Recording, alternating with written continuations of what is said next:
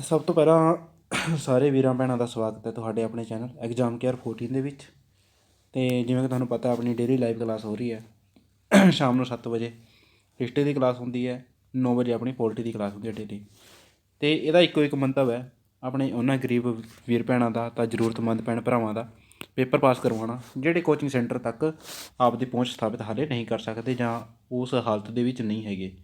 ਜੇ ਪੂੰਜੀ ਪੱਖੋਂ ਹੈਗੇ ਨੇ ਤਾਂ ਟਾਈਮ ਪੱਖੋਂ ਨਹੀਂ ਹੈਗੇ, ਤਾਂ ਔਖਾ ਸੌਖਾ ਕਰਕੇ ਆਪਾਂ ਨੇ ਪੇਪਰ ਪਾਸ ਕਰਨਾ। ਅਤੇ ਮੇਰਾ ਜਿੰਨਾ ਕੁ ਯੋਗਦਾਨ ਹੋ ਸਕਦਾ ਤੁਹਾਡੀ ਤਿਆਰੀ ਦੇ ਵਿੱਚ ਮੈਂ ਪਾਉਣ ਦੀ ਕੋਸ਼ਿਸ਼ ਕਰ ਰਿਹਾ। ਤਾਂ ਆਪਣਾ ਇਹ ਚੈਨਲ ਹੈ, YouTube 'ਤੇ ਸਰਚ ਕਰੋ, ਡੇਲੀ ਕਲਾਸਾਂ ਦੇਖੋ। ਅਤੇ ਚੈਨਲ ਨੂੰ ਸਬਸਕ੍ਰਾਈਬ ਕਰਨਾ ਤਾਂ ਦੇਖੋ ਉਹ ਤਾਂ ਤੁਹਾਡੀ ਮਰਜ਼ੀ ਹੈ, ਫੋਰਸਲੀ ਨਹੀਂ ਕਿਹਾ ਜਾਂਦਾ, ਪਰ ਜੇਕਰ ਤੁਸੀਂ ਡੇਲੀ ਕਲਾਸ ਦੇਖਣੀ ਹੈ ਤਾਂ ਇਸ ਨੂੰ ਸਰਚ ਕਰੋ YouTube ਦੇ ਉੱਪਰ ਸ਼ਾਮ ਨੂੰ, ਅਤੇ ਡੇਲੀ ਆਪਣੀ ਕਲਾਸਾਂ ਹੁੰਦੀਆਂ ਨੇ। ਅਤੇ ਇਹ ਆਪਣਾ ਮੋਟਿਵ ਹੈ, ਕੋਈ ਇਨਕੁਆਇਰੀ ਲੈਣੀ ਆ ਤਾਂ ਆਪਣਾ ਚੈਨਲ ਦੇ ਉੱਪਰ ਜੁੜੋ। ਅਤੇ ਇਹਦਾ ਮੇਨ ਮੰਤਵ ਇਹੀ ਹੈ, ਜ਼ਰੂਰਤਮੰਦਾਂ ਦੇ ਲਈ ਪੂਰਾ ਕੋਰਸ ਆਪਾਂ ਨੇ ਫ੍ਰੀ ਰੱਖਿਆ ਹੋਇਆ, ਮਾਸਟਰ ਕੈਡਰ SST 2022। ਤਾਂ ਹੁਣ ਆਪਾਂ ਚੱਲਦੇ ਹਾਂ, ਜਿਹੜਾ ਅੱਜ ਦਾ ਆਪਣਾ ਟੋਪਿਕ ਹੈ ਆਪਾਂ ਕਰਨਾ। ਹੁਣ ਦੇਖੋ ਅੱਜ ਆਪਾਂ ਜਿਹੜੀ ਮੇਨ ਕਹਾਣੀ ਹੈ, ਅਤੇ ਕੁਛ ਨੈਟਵਰਕ ਪ੍ਰੋਬਲਮ ਕਰਕੇ ਅੱਜ ਲਾਈਵ ਕਲਾਸ ਦੇ ਵਿੱਚ ਥੋੜ੍ਹੀ ਦਿੱਕਤ ਜਿਹੀ ਹੋਈ ਸੀ, ਉਸੇ ਨੂੰ ਥੋੜ੍ਹਾ ਜਿਹਾ ਪੂਰਾ ਕਰਨ ਦੇ ਲਈ ਵੀ ਸਾਡਾ ਨੁਕਸਾਨ ਨਾ ਹੋਵੇ, ਤਾਂ ਆਪਾਂ ਇਹ ਰਿਕਾਰਡਡ ਵੀਡੀਓ ਤੁਹਾਡੇ ਲਈ ਪੇਸ਼ ਕਰ ਰਹੇ ਹਾਂ, ਤਾਂ ਜੋ ਕੱਲ੍ਹ ਨੂੰ ਆਪਣਾ ਨਵਾਂ ਚੈਪਟਰ ਆਪਾਂ ਸ਼ੁਰੂ ਕਰ ਸਕੀਏ। ਯੂਨੀਅਨ ਐਂਡ ਟੈਰੀਟਰੀ, ਸੰਘ ਅਤੇ ਉਸਦਾ ਖੇਤਰ। ਸੰਘ ਅਤੇ ਉਸਦਾ ਖੇਤਰ ਅੱਜ ਆਪਾਂ ਨੇ ਗੱਲ ਕਰਨੀ। ਕਾਫੀ ਮਹੱਤਵਪੂਰਨ ਟੌਪਿਕ ਹੈ, ਬਹੁਤ ਸਾਰੇ ਪ੍ਰਸ਼ਨ ਆਪਣੇ ਪਿਛਲੇ ਪੇਪਰਾਂ ਦੇ ਵਿੱਚ ਇੱਥੋਂ ਪੁੱਛੇ ਗਏ ਨੇਗੇ, ਅਤੇ ਮਾਸਟਰ ਕੈਡਰ ਦੇ ਵਿੱਚ ਕਾਫੀ ਸਾਰੇ ਪ੍ਰਸ਼ਨ ਇੱਥੋਂ ਦੇਖਣ ਨੂੰ ਮਿਲਦੇ ਨੇਗੇ, ਚਾਹੇ ਉਹ ਕੰਸੈਪਟ ਵਾਲੇ ਲਗਾ ਲਓ ਚਾਹੇ ਫੈਕਟ ਵਾਲੇ। ਤਾਂ ਇੱਥੇ ਅੱਜ ਆਪਣਾ ਦੋਨਾਂ ਸੰਘ ਬਾਰੇ ਕੰਸੈਪਟ ਅਤੇ ਫੈਕਟ ਦੋਨੋਂ ਆਪਣੇ ਕਲੀਅਰ ਹੋਣਗੇ, ਅਤੇ ਕਾਫੀ ਸਾਰੀਆਂ ਚੀਜ਼ਾਂ ਨੇ ਜਿਹੜੀਆਂ ਤੁਹਾਨੂੰ ਅੱਜ ਨਵੀਆਂ ਪਤਾ ਲੱਗਣਗੀਆਂ। ਜੇਕਰ ਤੁਹਾਡਾ ਇਹਦੇ ਉੱਪਰ ਵਧੀਆ ਕਮਾਂਡ ਹੈ ਤਾਂ ਵੀਡੀਓ ਛੱਡ ਸਕਦੇ ਹੋ, ਕੋਈ ਜ਼ਰੂਰਤ ਨਹੀਂ ਹੈਗੀ ਵੀਡੀਓ ਦੇਖਣ ਦੀ। ਹਾਂ, ਜੇਕਰ ਤੁਹਾਨੂੰ ਲੱਗਦਾ ਹੈ ਵੀ ਸੰਘ ਖੇਤਰ ਬਾਰੇ ਤੁਹਾਡੀ ਕਿਤੇ ਚੀਜ਼ ਹੈਗੀ ਹੈ ਵੀ ਜਿਹੜੀ ਕਮਜ਼ੋਰ ਹੈਗੀ ਹੈ, ਤਾਂ ਵੀਡੀਓ ਨੂੰ ਦੇਖੋ, ਅੱਜ ਤੁਹਾਡੀ ਉਹ ਸਾਰੀਆਂ ਚੀਜ਼ਾਂ ਕਲੀਅਰ ਹੋ ਜਾਣਗੀਆਂ। ਅਤੇ ਵੀਡੀਓ ਦਾ ਆਨੰਦ ਲੈਣਾ, ਮਜ਼ੇ ਨਾਲ ਵੀਡੀਓ ਦੇਖਣੀ ਹੈ, ਅਤੇ ਬਹੁਤ ਮਜ਼ੇਦਾਰ ਵੀਡੀਓ ਹੈ। ਅੰਤ ਤੱਕ ਜਦੋਂ ਤੁਸੀਂ ਵੀਡੀਓ ਬੰਦ ਕਰੋਗੇ ਤਾਂ ਕੁਛ ਨਾ ਕੁਛ ਅਲੱਗ ਫੀਲ ਕਰੋਗੇ ਸੰਘ ਅਤੇ ਉਸਦੇ ਖੇਤਰ ਬਾਰੇ। ਤਾਂ ਚਲੋ ਸ਼ੁਰੂ ਕਰਦੇ ਹਾਂ ਆਪਾਂ ਭਾਗ 1 ਤੋਂ। ਭਾਗ 1 ਦੇ ਵਿੱਚ ਜਦੋਂ ਦੇਖੀਏ ਤਾਂ ਆਰਟੀਕਲ 1 ਇੱਥੋਂ ਆਪਣਾ ਸ਼ੁਰੂ ਹੋ ਜਾਂਦਾ ਸੰਘ।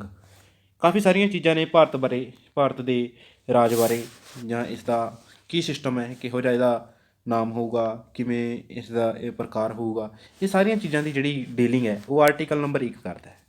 ਆਰਟੀਕਲ ਨੰਬਰ 1 ਦੇ ਵਿੱਚ ਕਾਫੀ ਮਹੱਤਵਪੂਰਨ ਚੀਜ਼ ਦਿੱਤੀ ਗਈ ਹੈ, ਜਿਹੜੇ ਆਪਣੇ ਨਾਮ ਬਾਰੇ ਸਿੱਧਾ ਸਿੱਧਾ ਲਿਖਿਆ ਗਿਆ India that is Bharat. India ਯਾਨੀ ਕਿ ਭਾਰਤ। ਇਹਦੇ ਵਿੱਚ ਕੀ ਹੈ, ਰਾਜਾਂ ਦਾ ਸਮੂਹ ਨਹੀਂ ਹੈਗਾ, ਰਾਜਾਂ ਦਾ ਕੀ ਹੈ, ਸੰਘ ਹੈ। ਸਪੈਸ਼ਲ ਕਿਹਾ ਗਿਆ ਸੰਘ। ਸਮੂਹ ਸ਼ਬਦ ਪੇਪਰ ਦੇ ਵਿੱਚ ਆਉਣ 'ਤੇ ਆਪਾਂ ਨੇ ਉਸ ਨੂੰ ਅਸੈਪਟ ਨਹੀਂ ਕਰਨਾ, ਇਹ ਰਾਜਾਂ ਦਾ ਸੰਘ ਹੈ, ਇਸ ਨੂੰ ਕਿਹਾ ਜਾਂਦਾ ਹੈ। ਅਤੇ ਇਹਦੇ ਵਿੱਚ ਲਗਭਗ ਦੋਨੋਂ ਨਾਮ ਨੇਗੇ ਭਾਰਤ ਦੇ ਵਿੱਚ ਡੀਲ ਕੀਤੇ ਜਾਂਦੇ ਨੇਗੇ, ਚਾਹੇ ਕਿਸੇ ਵੀ ਪੋਲਿਸੀ ਮੈਟਰ ਦੇ ਨਾਲ। ਹੁਣ ਜਦੋਂ ਭਾਰਤੀ ਸੰਵਿਧਾਨ ਬਣ ਰਿਹਾ ਸੀਗਾ ਤਾਂ ਬਹੁਤ ਸਾਰੀਆਂ ਚੀਜ਼ਾਂ ਹੋਈਆਂ ਸੀਗੀਆਂ, ਨਾਮ ਦੇ ਬਾਰੇ ਮੰਥਨ ਕੀਤਾ ਗਿਆ ਸੀਗਾ। ਜੇਕਰ ਆਪਾਂ ਸੰਵਿਧਾਨ ਸਭਾ ਦੀ ਗੱਲ ਕਰੀਏ, ਸੰਵਿਧਾਨ ਸਭਾ ਨੇ ਮਹੱਤਵਪੂਰਨ ਚੀਜ਼ ਕੀ ਅਪਣਾਈ ਸੀਗੀ ਕਿ ਇਹਨਾਂ ਨੇ ਵੋਟਿੰਗ ਸਿਸਟਮ ਹੈ ਜਿਹੜਾ ਉਹ ਨਹੀਂ ਰੱਖਿਆ, ਸਰਬਸਹਿਮਤੀ ਦੇ ਨਾਲ ਫੈਸਲੇ ਕਰਨ ਦੀ ਕੋਸ਼ਿਸ਼ ਕੀਤੀ ਗਈ। ਇਸੇ ਕਰਕੇ ਆਪਣਾ ਜਿਹੜਾ ਸੰਵਿਧਾਨ ਹੈ ਉਹ ਵਧੀਆ ਤਰੀਕੇ ਦੇ ਨਾਲ ਲਾਗੂ ਹੋ ਸਕਿਆ। ਤਾਂ ਚਾਹੇ ਉਹ ਭਾਰਤ ਦੇ ਨਾਮ ਨਾਲ ਹੋਵੇ, ਚਾਹੇ ਇਸ ਦੇ ਕਿਸੇ ਖੇਤਰ ਦੀ ਪ੍ਰੋਵੀਜ਼ਨ ਜਾਂ ਕੋਈ ਹੋਰ ਚੀਜ਼ਾਂ ਐਡ ਕਰਨ ਦੇ ਵਾਸਤੇ, ਤਾਂ ਬਹੁਤ ਸਾਰੀਆਂ ਚੀਜ਼ਾਂ ਸੀਗੀਆਂ ਸੰਵਿਧਾਨ ਸਭਾ ਨੇ। ਜੇਕਰ ਆਪਾਂ ਭਾਰਤੀ ਸੰਵਿਧਾਨ ਦਾ ਦੇਖੀਏ, ਖਾਕਾ ਤਿਆਰ ਕਰਨ ਦੇ ਵਿੱਚ ਡਾਕਟਰ ਭੀਮ ਰਾਓ ਅੰਬੇਡਕਰ ਅਤੇ BN ਰਾਓ, ਇਹਨਾਂ ਦਾ ਮਹੱਤਵਪੂਰਨ ਯੋਗਦਾਨ ਰਿਹਾ ਹੈ, ਕਿਉਂਕਿ ਇਹ ਦੋ ਬੰਦੇ ਸੀਗੇ। BN ਰਾਓ ਸਲਾਹਕਾਰ ਸੀਗੇ ਅਤੇ ਡਾਕਟਰ ਭੀਮ ਰਾਓ ਅੰਬੇਡਕਰ ਉਸਦੇ ਖਰੜਾ ਸਮਿਤੀ ਦੇ ਕੀ ਸੀਗੇ, ਅਧਿਅਕਸ਼ ਸੀਗੇ। ਤਾਂ ਇੱਥੇ ਇਹਨਾਂ ਨੇ ਕਾਫੀ ਸਾਰੀ ਮਿਹਨਤ ਕਰਕੇ ਇੰਨਾ ਸੋਹਣਾ ਸੰਵਿਧਾਨ ਦਿੱਤਾ, ਅਤੇ ਹੁਣ ਉਹ ਉਹਨਾਂ ਦੇ ਅਪਲਾਈ ਕਰਨ ਵਾਲਿਆਂ ਦੇ ਉੱਪਰ ਡਿਪੈਂਡ ਕਰਦਾ ਕਿ ਉਸਨੂੰ ਅਪਲਾਈ ਕਿਵੇਂ ਕਰ ਰਹੇ ਆ। ਹੁਣ ਜਦੋਂ ਆਰਟੀਕਲ ਨੰਬਰ 1 ਦੀ ਗੱਲ ਕਰਦੇ ਹਾਂ, ਆਰਟੀਕਲ ਨੰਬਰ 1 ਦੇ ਵਿੱਚ ਕਾਫੀ ਮਹੱਤਵਪੂਰਨ ਚੀਜ਼ ਜਿਹੜੀ ਦਿੱਤੀ ਗਈ ਹੈ, ਇਸ ਨੂੰ 3 ਭਾਗਾਂ ਦੇ ਵਿੱਚ ਵੰਡਿਆ ਗਿਆ। ਇਹਦੇ ਵਿੱਚ ਕਾਫੀ ਮਹੱਤਵਪੂਰਨ ਚੀਜ਼ ਹੈ ਜਿਹੜੀ ਭਾਗ 1 ਦੇ ਵਿੱਚ, ਜਿਹੜੇ ਭਾਰਤ ਨੂੰ 3 ਭਾਗਾਂ ਦੇ ਵਿੱਚ ਵੰਡਿਆ ਗਿਆ। ਭਾਰਤ ਦੇ ਜਿਹੜੇ ਹਿੱਸਿਆਂ ਨੂੰ ਜਾਂ ਖੇਤਰ ਨੂੰ ਆਪਾਂ ਕਹਿ ਸਕਦੇ 3 ਭਾਗਾਂ ਦੇ ਵਿੱਚ ਇੱਥੇ ਵੰਡ ਦਿੱਤਾ ਜਾਂਦਾ ਹੈ। ਇੱਕ ਤਾਂ ਕਿਹਾ ਜਾਂਦਾ ਜਿਹੜੇ ਰਾਜ ਨੇਗੇ, ਸਟੇਟ ਨੇਗੇ ਉਹ, ਅਤੇ ਇੱਕ ਸੰਘ ਖੇਤਰ, ਜਾਂ ਫਿਰ ਜਿਹੜਾ ਤੀਜਾ ਖੇਤਰ ਹੈ ਉਹ ਭਾਰਤ ਸਰਕਾਰ ਦੁਆਰਾ ਕਿਸੇ ਵੀ ਟਾਈਮ ਕਿਤੋਂ ਐਕਵਾਇਰ ਕੀਤਾ ਗਿਆ, ਕਿਸੇ ਵੀ ਦੇਸ਼ ਤੋਂ, ਕਿਸੇ ਵੀ ਅਲੱਗ ਰਾਜ ਤੋਂ। ਅਤੇ ਕਾਫੀ ਮਹੱਤਵਪੂਰਨ ਚੀਜ਼ ਹੈ ਇਹ, ਕਿਉਂਕਿ ਇੱਥੇ ਸੰਵਿਧਾਨ ਸਭਾ ਦੇ ਵਿੱਚ ਇਹ ਵੀ ਸੋਚਿਆ ਗਿਆ ਸੀਗਾ ਕਿ ਸ਼ਾਇਦ ਆਉਣ ਵਾਲੇ ਸਮੇਂ ਦੇ ਵਿੱਚ ਭਾਰਤ ਦੇ ਨੇੜੇ ਤੇੜੇ ਦੇ ਜਿਹੜੇ ਇਲਾਕੇ ਨੇਗੇ ਉਹ ਭਾਰਤ ਦੇ ਵਿੱਚ ਸ਼ਾਮਿਲ ਹੋਣ ਦੀਆਂ ਗੱਲਾਂ ਕਰਨ, ਤਾਂ ਆਰਟੀਕਲ ਨੰਬਰ 1 ਦੇ ਵਿੱਚ ਇਹ ਪ੍ਰੋਵੀਜ਼ਨ ਦੇਤਾ, ਸੰਸਦ ਨੂੰ ਇਹ ਪਾਵਰ ਦੇਤੀ ਕਿ ਐਕਵਾਇਰ ਕਰਕੇ ਕਿਸੇ ਤਰੀਕੇ ਦੇ ਨਾਲ, ਸੰਵਿਧਾਨਿਕ ਤਰੀਕੇ ਦੇ ਨਾਲ ਉਸ ਨੂੰ ਐਡ ਕਰ ਸਕਦੇ ਆ ਭਾਰਤ ਦੇ ਵਿੱਚ। ਅਤੇ ਜਦੋਂ ਗੱਲ ਕਰਦੇ ਹਾਂ ਆਪਾਂ ਭਾਗ 21 ਦੀ, 21 ਭਾਗ ਦੀ ਜਦੋਂ ਗੱਲ ਕਰਦੇ ਹਾਂ, ਕਾਫੀ ਮਹੱਤਵਪੂਰਨ ਚੀਜ਼ਾਂ ਇੱਥੇ ਆਪਾਂ ਨੂੰ ਦੇਖਣ ਨੂੰ ਮਿਲਦੀਆਂ ਨੇ। ਇਹਦੇ ਵਿੱਚ ਕੀ ਹੈ, ਕੁਛ ਸਟੇਟਾਂ ਨੂੰ ਸਪੈਸ਼ਲ ਸਟੇਟਸ ਦਿੱਤਾ ਗਿਆ, ਸਪੈਸ਼ਲ ਪ੍ਰੋਵੀਜ਼ਨ, ਸਟੇਟਸ ਨਹੀਂ ਸਪੈਸ਼ਲ ਪ੍ਰੋਵੀਜ਼ਨ। ਇੱਥੇ ਇਹ ਪ੍ਰੋਵੀਜ਼ਨ ਜ਼ਰੂਰ ਯਾਦ ਰੱਖਣਾ, ਕਿਉਂਕਿ ਸਟੇਟਸ ਅਤੇ ਪ੍ਰੋਵੀਜ਼ਨ ਦੇ ਵਿੱਚ ਬਹੁਤ ਫਰਕ ਹੈ। ਸਪੈਸ਼ਲ ਪ੍ਰੋਵੀਜ਼ਨ ਕੁਛ ਸਟੇਟਾਂ ਨੂੰ ਦਿੱਤੀ ਗਈ ਹੈ, ਚਾਹੇ ਉਹ ਇਹਨਾਂ ਦੇ ਵਿੱਚ ਆਪਾਂ ਨੇ ਨਾਮ ਦੇਖਣਾ ਹੈ, ਕਾਫੀ ਮਹੱਤਵਪੂਰਨ ਨਾਮ ਨੇ ਜਿਹੜੇ ਮਹਾਰਾਸ਼ਟਰ, ਗੁਜਰਾਤ, ਨਾਗਾਲੈਂਡ, ਅਸਾਮ, ਮਣੀਪੁਰ, ਆਂਧਰਾ ਪ੍ਰਦੇਸ਼, ਸਿੱਕਿਮ, ਮਿਜ਼ੋਰਮ, ਅਰੁਣਾਚਲ ਪ੍ਰਦੇਸ਼, ਗੋਆ, ਕਾਫੀ ਮਹੱਤਵਪੂਰਨ ਚੀਜ਼ਾਂ ਨੇ। ਅਤੇ ਇੱਕ ਮਹੱਤਵਪੂਰਨ ਚੀਜ਼ ਹੋਰ ਆਪਾਂ ਨੂੰ ਦੇਖਣ ਨੂੰ ਮਿਲਦੀ ਹੈ ਸੰਘ ਦੇ ਬਾਰੇ, ਸੰਘ ਖੇਤਰਾਂ ਦੇ ਬਾਰੇ, ਜਿਹੜੀ 6ਵੀਂ ਅਨੁਸੂਚੀ ਅਤੇ 5ਵੀਂ ਅਨੁਸੂਚੀ ਦੇ ਵਿੱਚ ਕੁਛ ਖੇਤਰਾਂ ਦੇ ਬਾਰੇ ਜਿਹੜੀ ਗੱਲ ਕੀਤੀ ਗਈ ਹੈ, ਜਿਹੜੇ ST ਖੇਤਰ ਨੇਗੇ, ਜਿਨ੍ਹਾਂ ਦੇ ਵਿੱਚ ਜਨਜਾਤੀਆਂ ਰਹਿੰਦੀਆਂ ਨੇ, ਉਹਨਾਂ ਨੂੰ ਵੀ ਕੁਛ ਮਹੱਤਵਪੂਰਨ ਚੀਜ਼ਾਂ ਇੱਥੇ ਦੇਣ ਦੀ ਕੋਸ਼ਿਸ਼ ਕੀਤੀ ਗਈ ਹੈ। ਅਤੇ ਹੋਰ ਕਾਫੀ ਸਾਰੀਆਂ ਚੀਜ਼ਾਂ ਜੇਕਰ ਆਪਾਂ ਕਹੀਏ, ਤੇਲੰਗਾਨਾ ਆਪਣਾ ਆਇਆ ਸੀਗਾ, ਜਿਹੜਾ ਨਵਾਂ ਸਟੇਟ ਬਣਿਆ ਸੀਗਾ, ਉਹਨੂੰ ਵੀ ਇਹਦੇ ਵਿੱਚ ਸ਼ਾਮਿਲ ਕੀਤਾ ਗਿਆ, ਅਤੇ ਕਰਨਾਟਕ ਦਾ ਕੁਛ ਹਿੱਸਾ ਹੈ ਨਾ। ਤਾਂ ਇੱਥੇ ਇਹ ਜਿਹੜੀਆਂ ਚੀਜ਼ਾਂ ਨੇ ਕਾਫੀ ਮਹੱਤਵਪੂਰਨ ਹੋ ਜਾਂਦੇ ਨੇ ਆਪਣੇ ਪੇਪਰ ਦੇ ਨਾਲ ਸੰਬੰਧਿਤ, ਵੀ ਸਪੈਸ਼ਲ ਪ੍ਰੋਵੀਜ਼ਨ ਦੇ ਵਿੱਚ ਕਿਹੜੇ ਕਿਹੜੇ ਸਟੇਟ ਸ਼ਾਮਿਲ ਨੇਗੇ। ਅਤੇ ਇੱਥੇ ਮਜ਼ੇ ਦੀ ਗੱਲ ਇਹ ਹੈ ਕਿ ਪੰਜਾਬ ਉਹਨਾਂ ਦੇ ਵਿੱਚ ਸ਼ਾਮਿਲ ਨਹੀਂ ਹੈਗਾ, ਜਦ ਕਿ ਇਹਨਾਂ ਨੇ ਇੰਨਾ ਸੰਤਾਪ ਉੱਥੇ ਚੜ੍ਹਾਇਆ ਚੱਲਿਆ ਹੈਗਾ ਵੰਡ ਦੇ ਵੇਲੇ। ਹੁਣ ਸੰਘ ਭਾਰਤ ਦੇ ਖੇਤਰ ਦੇ ਕਾਫੀ ਸਾਰੇ ਜਿਹੜੇ ਅਰਥ ਨੇ ਆਪਾਂ ਦੇਖਦੇ ਹਾਂ, ਬਹੁਤ ਸਾਰੀਆਂ ਚੀਜ਼ਾਂ ਨੇ ਇਹਦੇ ਵਿੱਚ ਸ਼ਾਮਿਲ ਹੁੰਦੀਆਂ ਨੇ ਅਰਥ ਦੇ ਵਿੱਚ ਹੀ। ਸੰਘ ਦੇ ਖੇਤਰਾਂ ਦੇ ਵਿੱਚ, ਸੰਘੀ ਵਿਵਸਥਾ ਦੇ ਵਿੱਚ, ਇਹਦੇ ਮੈਂਬਰਾਂ ਦੇ ਵਿੱਚ, ਕੇਂਦਰ ਦੇ ਸ਼ਕਤੀਆਂ ਦੇ ਬਟਵਾਰੇ ਦੇ ਵਿੱਚ ਬਹੁਤ ਸਾਰੀਆਂ ਚੀਜ਼ਾਂ ਨੇ ਜਿਹੜੀਆਂ ਅੱਜ ਦੀ ਵੀਡੀਓ ਦੇ ਵਿੱਚ ਤੁਹਾਡੇ ਮਾਈਂਡ ਦੇ ਵਿੱਚ ਕੀ ਹੈ ਛਪ ਜਾਣੀਆਂ ਨੇ ਉਹ ਚੀਜ਼ਾਂ, ਜੇਕਰ ਤੁਸੀਂ ਇੱਥੇ ਇਸ ਵੀਡੀਓ ਨੂੰ ਪੂਰਾ ਟਾਈਮ ਦਿੰਦੇ ਹੋ। ਹਾਂ, ਜੇਕਰ ਤੁਹਾਨੂੰ ਸੰਘ ਖੇਤਰ ਬਾਰੇ ਪੂਰੀ ਕਲੈਰਿਟੀ ਹੈਗੀ ਹੈ ਤਾਂ ਤੁਸੀਂ ਇਸ ਵੀਡੀਓ ਨੂੰ ਛੱਡ ਸਕਦੇ ਹੋ, ਕੋਈ ਦਿੱਕਤ ਨਹੀਂ ਹੈਗੀ। ਜਸਟ ਜਿਹਨੂੰ ਜ਼ਰੂਰਤ ਆ ਉਹ ਦੇਖੇ, ਅਦਰਵਾਈਜ਼ ਬਈ ਟਾਈਮ ਖਰਾਬ ਕਰਨ ਦੀ ਜ਼ਰੂਰਤ ਨਹੀਂ ਹੈਗੀ। ਤੁਹਾਡਾ ਟਾਈਮ ਮੇਰੀ ਵੀਡੀਓ ਦੇ ਨਾਲੋਂ ਜ਼ਿਆਦਾ ਕੀਮਤੀ ਹੈ। ਤਾਂ ਹੁਣ ਜਿਹੜੀ ਅਗਲੀ ਚੀਜ਼ ਆਪਾਂ ਦੇਖਦੇ ਹਾਂ, ਆਰਟੀਕਲ 2 'ਤੇ ਜਾਂਦੇ ਹਾਂ। ਆਰਟੀਕਲ 2 ਕਾਫੀ ਮਹੱਤਵਪੂਰਨ ਚੀਜ਼ ਹੈ ਜਿਹੜੀ ਉਹ ਰੱਖਦਾ ਹੈ, ਬਹੁਤ ਵਧੀਆ ਚੀਜ਼ ਆਰਟੀਕਲ 2 ਦੇ ਵਿੱਚ ਆਪਾਂ ਦੇਖਦੇ ਹਾਂ, ਕਾਫੀ ਮਹੱਤਵਪੂਰਨ ਆਪਾਂ ਨੂੰ ਇੱਥੇ ਦੇਖਣ ਨੂੰ ਮਿਲਦਾ। ਆਰਟੀਕਲ 2 ਦੇ ਵਿੱਚ ਪਾਵਰ ਹੈਗੀ ਹੈ ਸੰਸਦ ਦੇ ਕੋਲ ਐਡਮਿਟ ਕਰਨ ਦੀ, ਕਿਸੇ ਵੀ ਸਟੇਟ ਨੂੰ ਕੋਈ ਵੀ ਨਵਾਂ ਰਾਜ ਲੈ ਕੇ ਆਉਣ ਦੀ, ਕੋਈ ਸ਼ਰਤਾਂ ਦੇ ਉੱਪਰ ਜੇਕਰ ਉਹ ਸਮਝਦਾ ਹੈ ਤਾਂ ਸੰਘ ਦੇ ਵਿੱਚ ਆ ਸਕਦਾ, ਸਥਾਪਿਤ ਕਰ ਸਕਦੀ ਹੈ ਸੰਸਦ ਆਪਣੇ ਅਨੁਸਾਰ ਕੁਝ ਵੀ ਚੀਜ਼ਾਂ ਜੋ ਕੰਡੀਸ਼ਨ ਸੰਸਦ ਨੂੰ ਲੱਗਦੀਆਂ ਨੇ, ਠੀਕ। ਅਤੇ ਇਹ ਪਾਵਰ ਜਿਹੜੀ ਹੈ ਆਰਟੀਕਲ 2 ਦੇ ਤਹਿਤ ਪਾਰਲੀਮੈਂਟ ਨੂੰ ਮਿਲਦੀ ਹੈ। ਇਹਦੇ ਵਿੱਚ ਕਿ ਨਵੇਂ ਰਾਜਾਂ ਨੂੰ ਭਾਰਤ ਦੇ ਵਿੱਚ ਸ਼ਾਮਿਲ ਕਰਨਾ, ਸੰਘ ਦੇ ਵਿੱਚ ਸ਼ਾਮਿਲ ਕਰਨਾ, ਨਵੇਂ ਰਾਜਾਂ ਦੇ ਗਠਨ ਕਰਨ ਦੀ ਸ਼ਕਤੀ ਹੈ ਜਿਹੜੀ ਇਹ 2 ਦੇ ਵਿੱਚ ਮਿਲਦੀ ਹੈ। ਹੁਣ ਦੇਖੋ ਇੱਕ ਹੋਰ ਚੀਜ਼ ਹੈ, ਇਹ ਉਹਨਾਂ ਦੇ ਹੈ ਜਿਹੜਾ ਆਰਟੀਕਲ ਨੰਬਰ 2 ਹੈ ਨਾ, ਉਹਨਾਂ ਦੇ ਨਾਲ ਸੰਬੰਧਿਤ ਹੈ। ਜੇਕਰ ਆਪਾਂ ਦੇਖੀਏ ਜਿਹੜੇ ਪਾਰਟ ਨਹੀਂ ਹੈਗੇ ਇੰਡੀਆ ਦਾ, ਭਾਰਤ ਦਾ ਪਾਰਟ ਨਹੀਂ ਹੈਗੇ, ਉਹਨਾਂ ਦੇ ਬਾਰੇ ਇਹ ਗੱਲ ਕਰਦਾ ਕਿ ਦੂਜੇ ਦੇਸ਼ਾਂ ਤੋਂ part, not part of the union of India, ਭਾਰਤੀ ਸੰਘ ਦੀ ਜਿਹੜੀ ਹੈ ਹਿੱਸੇ ਨਹੀਂ ਹੈਗੇ, ਉਹਨਾਂ ਦੀ ਗੱਲ ਕਰਦਾ ਆਰਟੀਕਲ ਤੋਂ। ਇੱਥੇ ਧਿਆਨ ਰੱਖਣਾ। ਹੁਣ ਜਦੋਂ ਆਰਟੀਕਲ ਨੰਬਰ 3 'ਤੇ ਆਉਂਦਾ, ਕਾਫੀ ਮਹੱਤਵਪੂਰਨ ਚੀਜ਼ਾਂ ਨੇ ਇਹਦੇ ਵਿੱਚ ਜਿਹੜੀਆਂ ਦਿੱਤੀਆਂ ਹੋਈਆਂ ਨੇ, ਸੰਸਦ ਨੂੰ, ਪਾਰਲੀਮੈਂਟ ਨੂੰ ਪਾਵਰ ਦਿੱਤੀਆਂ ਗਈਆਂ ਨੇ ਆਰਟੀਕਲ 2-3 ਦੇ ਵਿੱਚ। ਇਹਦੇ ਵਿੱਚ ਕੀ ਹੈ, ਨਵੇਂ ਰਾਜਾਂ ਦੇ ਪੁਨਰ ਸਥਾਪਨ ਦੀ ਇੱਥੇ ਗੱਲ ਕੀਤੀ ਜਾਂਦੀ ਹੈ, ਨਵੇਂ ਸਟੇਟ ਸੈਪਰੇਸ਼ਨ ਕਰਨ ਦੀ, 2 ਸਟੇਟਾਂ ਨੂੰ ਜੋੜਨ ਦੀ, 2 ਤੋਂ ਵੱਧ ਸਟੇਟਾਂ ਨੂੰ ਜੋੜਨ ਦੀ, ਟੈਰੀਟਰੀ ਬਣਾਉਣ ਦੀ, ਕੋਈ ਵੀ ਸਟੇਟ ਬਣਾਉਣ ਦੀ, ਏਰੀਆ ਵਧਾਉਣ ਦੀ, ਏਰੀਆ ਘਟਾਉਣ ਦੀ, ਬਾਉਂਡਰੀ ਨਿਰਧਾਰਿਤ ਕਰਨ ਦੀ, ਅਤੇ ਨਾਮ ਤੱਕ ਚੇਂਜ ਕਰਨ ਦੀ ਇੱਥੇ ਸੰਸਦ ਕੋਲ ਪਾਵਰ ਹੈਗੀ ਹੈ ਆਰਟੀਕਲ ਨੰਬਰ 3 ਦੇ ਤਹਿਤ। ਅਤੇ ਹੁਣ ਇੱਥੇ ਇੱਕ ਹੋਰ ਚੀਜ਼ ਹੈ ਜਿਹੜਾ ਪੁਨਰ ਗਠਨ ਆਯੋਗ ਹੈ, ਪੁਨਰ ਗਠਨ ਆਯੋਗ 'ਤੇ ਕਈ ਵਾਰ ਆ ਜਾਂਦਾ ਹੈ ਵੀ ਉਹ ਕਿਹੜੇ ਆਰਟੀਕਲ ਦੇ ਤਹਿਤ ਕੀ ਹੈ ਉਹ ਬਣਾ ਸਕਦੀ ਹੈ। ਤਾਂ ਇਹ ਆਰਟੀਕਲ ਨੰਬਰ 3 ਦੇ ਤਹਿਤ ਹੀ ਸੰਸਦ ਦੇ ਕੋਲ ਸ਼ਕਤੀਆਂ ਹੈਗੀਆਂ ਨੇ ਕਿ ਕਿਸੇ ਸਟੇਟ ਦਾ ਪੁਨਰ ਗਠਨ ਕਰ ਸਕਦੀ ਹੈ। ਤਾਂ ਸਿੰਪਲ ਜੀ ਗੱਲ ਹੈ, ਫਿਰ ਆਰਟੀਕਲ ਨੰਬਰ 3 ਦੇ ਤਹਿਤ ਹੀ ਸੰਸਦ ਦੇ ਕੋਲ ਪਾਵਰ ਹੈ ਕਿ ਕੋਈ ਆਰਟੀਕਲ ਹੈ ਕਿ ਕੋਈ ਵੀ ਹੈਗਾ ਸਿਸਟਮ ਜੋ ਸਰਕਾਰ ਜਿਹੜੀ ਸੰਸਦ ਹੈ ਉਹ ਲਿਆ ਸਕਦੀ ਹੈ। ਹੁਣ ਇੱਥੇ ਕੀ ਹੈ, ਪ੍ਰੀਰੀਅਰ ਰਿਕਮੈਂਡੇਸ਼ਨ ਆਫ ਦੀ ਪ੍ਰੈਜ਼ੀਡੈਂਟ, ਪਰ ਪੂਰਵ ਜਿਹੜੀ ਹੈ ਕੋਈ ਵੀ ਚੀਜ਼ ਹੈ, ਕਿਸੇ ਵੀ ਚੀਜ਼ ਦੇ ਵਿੱਚ ਅਗਰ ਮੰਨ ਲਓ ਉਪਰੋਕਤ ਕੋਈ ਵੀ ਪਰਿਵਰਤਨ ਕਰਨਾ, ਆਪਾਂ ਨੇ ਦੇਖਿਆ ਕਿਸੇ ਵੀ ਰਾਜ ਦਾ ਖੇਤਰ ਵਧਾਉਣਾ ਹੈ, ਘਟਾਉਣਾ ਹੈ, ਨਾਮ ਬਦਲਣਾ ਹੈ, ਸੀਮਾ ਪਰਿਵਰਤਨ, ਬਾਉਂਡਰੀ ਚੇਂਜ ਕਰਨੀ ਹੈ, ਕਿਸੇ ਸਟੇਟ ਤੋਂ ਕੋਈ ਸਟੇਟ ਅਲੱਗ ਕਰਨਾ, ਦੋ ਸਟੇਟਾਂ ਨੂੰ ਜੋੜਨਾ ਹੈ, ਤਾਂ ਇਹਦੇ ਲਈ ਵੀ ਕੀ ਹੈ ਕਿ ਇੱਕ ਰਿਕਮੈਂਡੇਸ਼ਨ ਲੈਣੀ ਪਊਗੀ ਅਧਿਆਦੇਸ਼, ਰਾਸ਼ਟਰਪਤੀ ਤੋਂ ਮਨਜ਼ੂਰੀ ਲੈਣੀ ਪਊਗੀ ਸੰਸਦ ਨੂੰ। ਅਤੇ ਫਿਰ ਉਸ ਤੋਂ ਬਾਅਦ ਜਿਹੜਾ ਰਾਸ਼ਟਰਪਤੀ ਅਧਿਆਦੇਸ਼ ਦੀ ਸੰਬੰਧ ਜਿਹੜਾ ਉਸ ਤੋਂ ਬਾਅਦ ਇਹ ਜਿਹੜਾ ਅਧਿਆਦੇਸ਼ ਹੈ ਵਿਧਾਨ ਮੰਡਲਾਂ ਦੇ ਮੱਤ ਵੀ ਭੇਜ ਸਕਦਾ। ਪਰ ਇੱਥੇ ਜ਼ਰੂਰੀ ਨਹੀਂ ਹੈਗਾ ਕਿ ਉਹਨਾਂ ਨੂੰ ਟਾਈਮ ਦਿੱਤਾ ਜਾਂਦਾ ਹੈ, ਸਪੈਸੀਫਾਈ ਪੀਰੀਅਡ ਦਿੱਤਾ ਜਾਂਦਾ ਸਟੇਟ ਲੈਜਿਸਲੇਚਰ ਨੂੰ, ਅਤੇ ਇਹ ਜ਼ਰੂਰੀ ਨਹੀਂ ਹੈਗਾ ਕਿ ਉਹਨਾਂ ਦੀ ਗੱਲ ਮੰਨੀ ਜਾਵੇ। ਨਵੇਂ ਸਟੇਟਾਂ ਦਾ ਨਿਰਮਾਣ ਆਪਾਂ ਦੇਖੀਏ ਜੇਕਰ ਆਰਾਮ ਨਾਲ ਸੰਸਦ ਹੈ ਜਿਹੜਾ ਕਰ ਸਕਦੀ ਹੈ। ਇੱਥੇ ਇੱਕ ਚੀਜ਼ ਹੈ ਵੀ ਖੇਤਰੀ ਏਕਤਾ ਜਾਂ ਅਸਤਿਤਵ ਦੀ ਕੋਈ ਗਰੰਟੀ ਨਹੀਂ ਹੈਗੀ ਵੀ ਜੇਕਰ ਆਪਾਂ ਕਹਿ ਦਈਏ ਜਿਹੜੇ ਸੰਘ ਨੇਗੇ ਸਾਰਾ ਜੇਕਰ ਪਾਵਰ ਹੈਗੀ ਹੈ ਉਹ ਸੰਸਦ ਦੇ ਕੋਲ ਹੈਗੀ ਹੈ, ਅਤੇ ਜਿਹੜੇ ਆਪਣੇ ਇਹ ਰਾਜ ਨੇਗੇ ਇਹਨਾਂ ਕੋਲ ਇੰਨੀ ਪਾਵਰ ਨਹੀਂ ਹੈਗੀ ਕਿ ਇਹ ਆਉਣ ਵਾਲੇ ਸਮੇਂ ਦੇ ਵਿੱਚ ਆਪਦੀ ਇਹ ਜਿਹੜੀ ਆ ਹੋਂਦ ਹੈ ਬਚਾ ਸਕਣ। ਇਹ ਸਾਰਾ ਕੁਝ ਸੰਸਦ ਦੀ ਪਾਵਰ ਦੇ ਉੱਪਰ ਨਿਰਭਰ ਕਰਦਾ। ਪਰ ਸੰਸਦ ਇੱਥੇ ਇੱਕ ਚੀਜ਼ ਦੇਖਦੀ ਹੈ ਕਿਉਂਕਿ ਆਪਾਂ ਇੱਥੇ MP ਭੇਜਦੇ ਹਾਂ ਇਲੈਕਟ ਕਰਕੇ। ਜੇਕਰ ਕਿਸੇ ਖੇਤਰ ਦੇ ਨਾਲ ਇਹੋ ਜਿਹਾ ਕੁਛ ਕੀਤਾ ਜਾਂਦਾ ਤਾਂ ਖੇਤਰੀ ਭਾਵਨਾ ਫਿਰ ਉੱਥੇ ਪ੍ਰਬਲ ਹੋ ਜਾਂਦੀ ਹੈ ਅਤੇ ਫਿਰ ਵਿਰੋਧਾਭਾਸ ਹੁੰਦੇ ਨੇਗੇ। ਤਾਂ ਇਸ ਕਰਕੇ ਆਪਣੇ ਜਿਹੜੇ ਸਟੇਟ ਨੇ ਕਹਿੰਦੇ ਆਪਣਾ ਕੁਛ ਸਿਕਿਉਰ ਹੈ ਨਾ। ਪਰ ਜਿਵੇਂ USA ਦੇ ਵਿੱਚ ਹੈ ਅਲੱਗ ਅਲੱਗ ਹਰੇਕ ਸਟੇਟ ਦੇ ਕੋਲ ਆਪ ਦੀ ਪਾਵਰ ਹੈਗੀ ਹੈ ਨਾ, ਉਸ ਤਰ੍ਹਾਂ ਭਾਰਤ ਦੇ ਵਿੱਚ ਨਹੀਂ ਹੈਗਾ ਵੀ ਕਿਤੇ ਨਾ ਕਿਤੇ ਏਕੀਕਰਨ ਜਿਹੜਾ ਏਕੀਕ੍ਰਿਤ ਸੰਘੀ ਢਾਂਚਾ ਆਪਣੇ ਕੋਲ ਹੈਗਾ, ਏਕਾਤਮਕ ਸੰਘੀ ਢਾਂਚਾ ਜਿਸ ਨੂੰ ਕਹਿੰਦੇ ਆਪਾਂ। ਅਤੇ ਇੱਥੇ ਬਾਰ ਕਈ ਵਾਰ ਪੁੱਛਿਆ ਜਾਂਦਾ ਹੈ ਸੰਘਾਤਮਕ ਲੱਛਣਾਂ ਵਾਲਾ ਏਕਾਤਮਕ ਰਾਜ ਜਿਸ ਨੂੰ ਆਪਾਂ ਕਹਿ ਸਕਦੇ ਹਾਂ ਭਾਰਤ ਹੈਗਾ।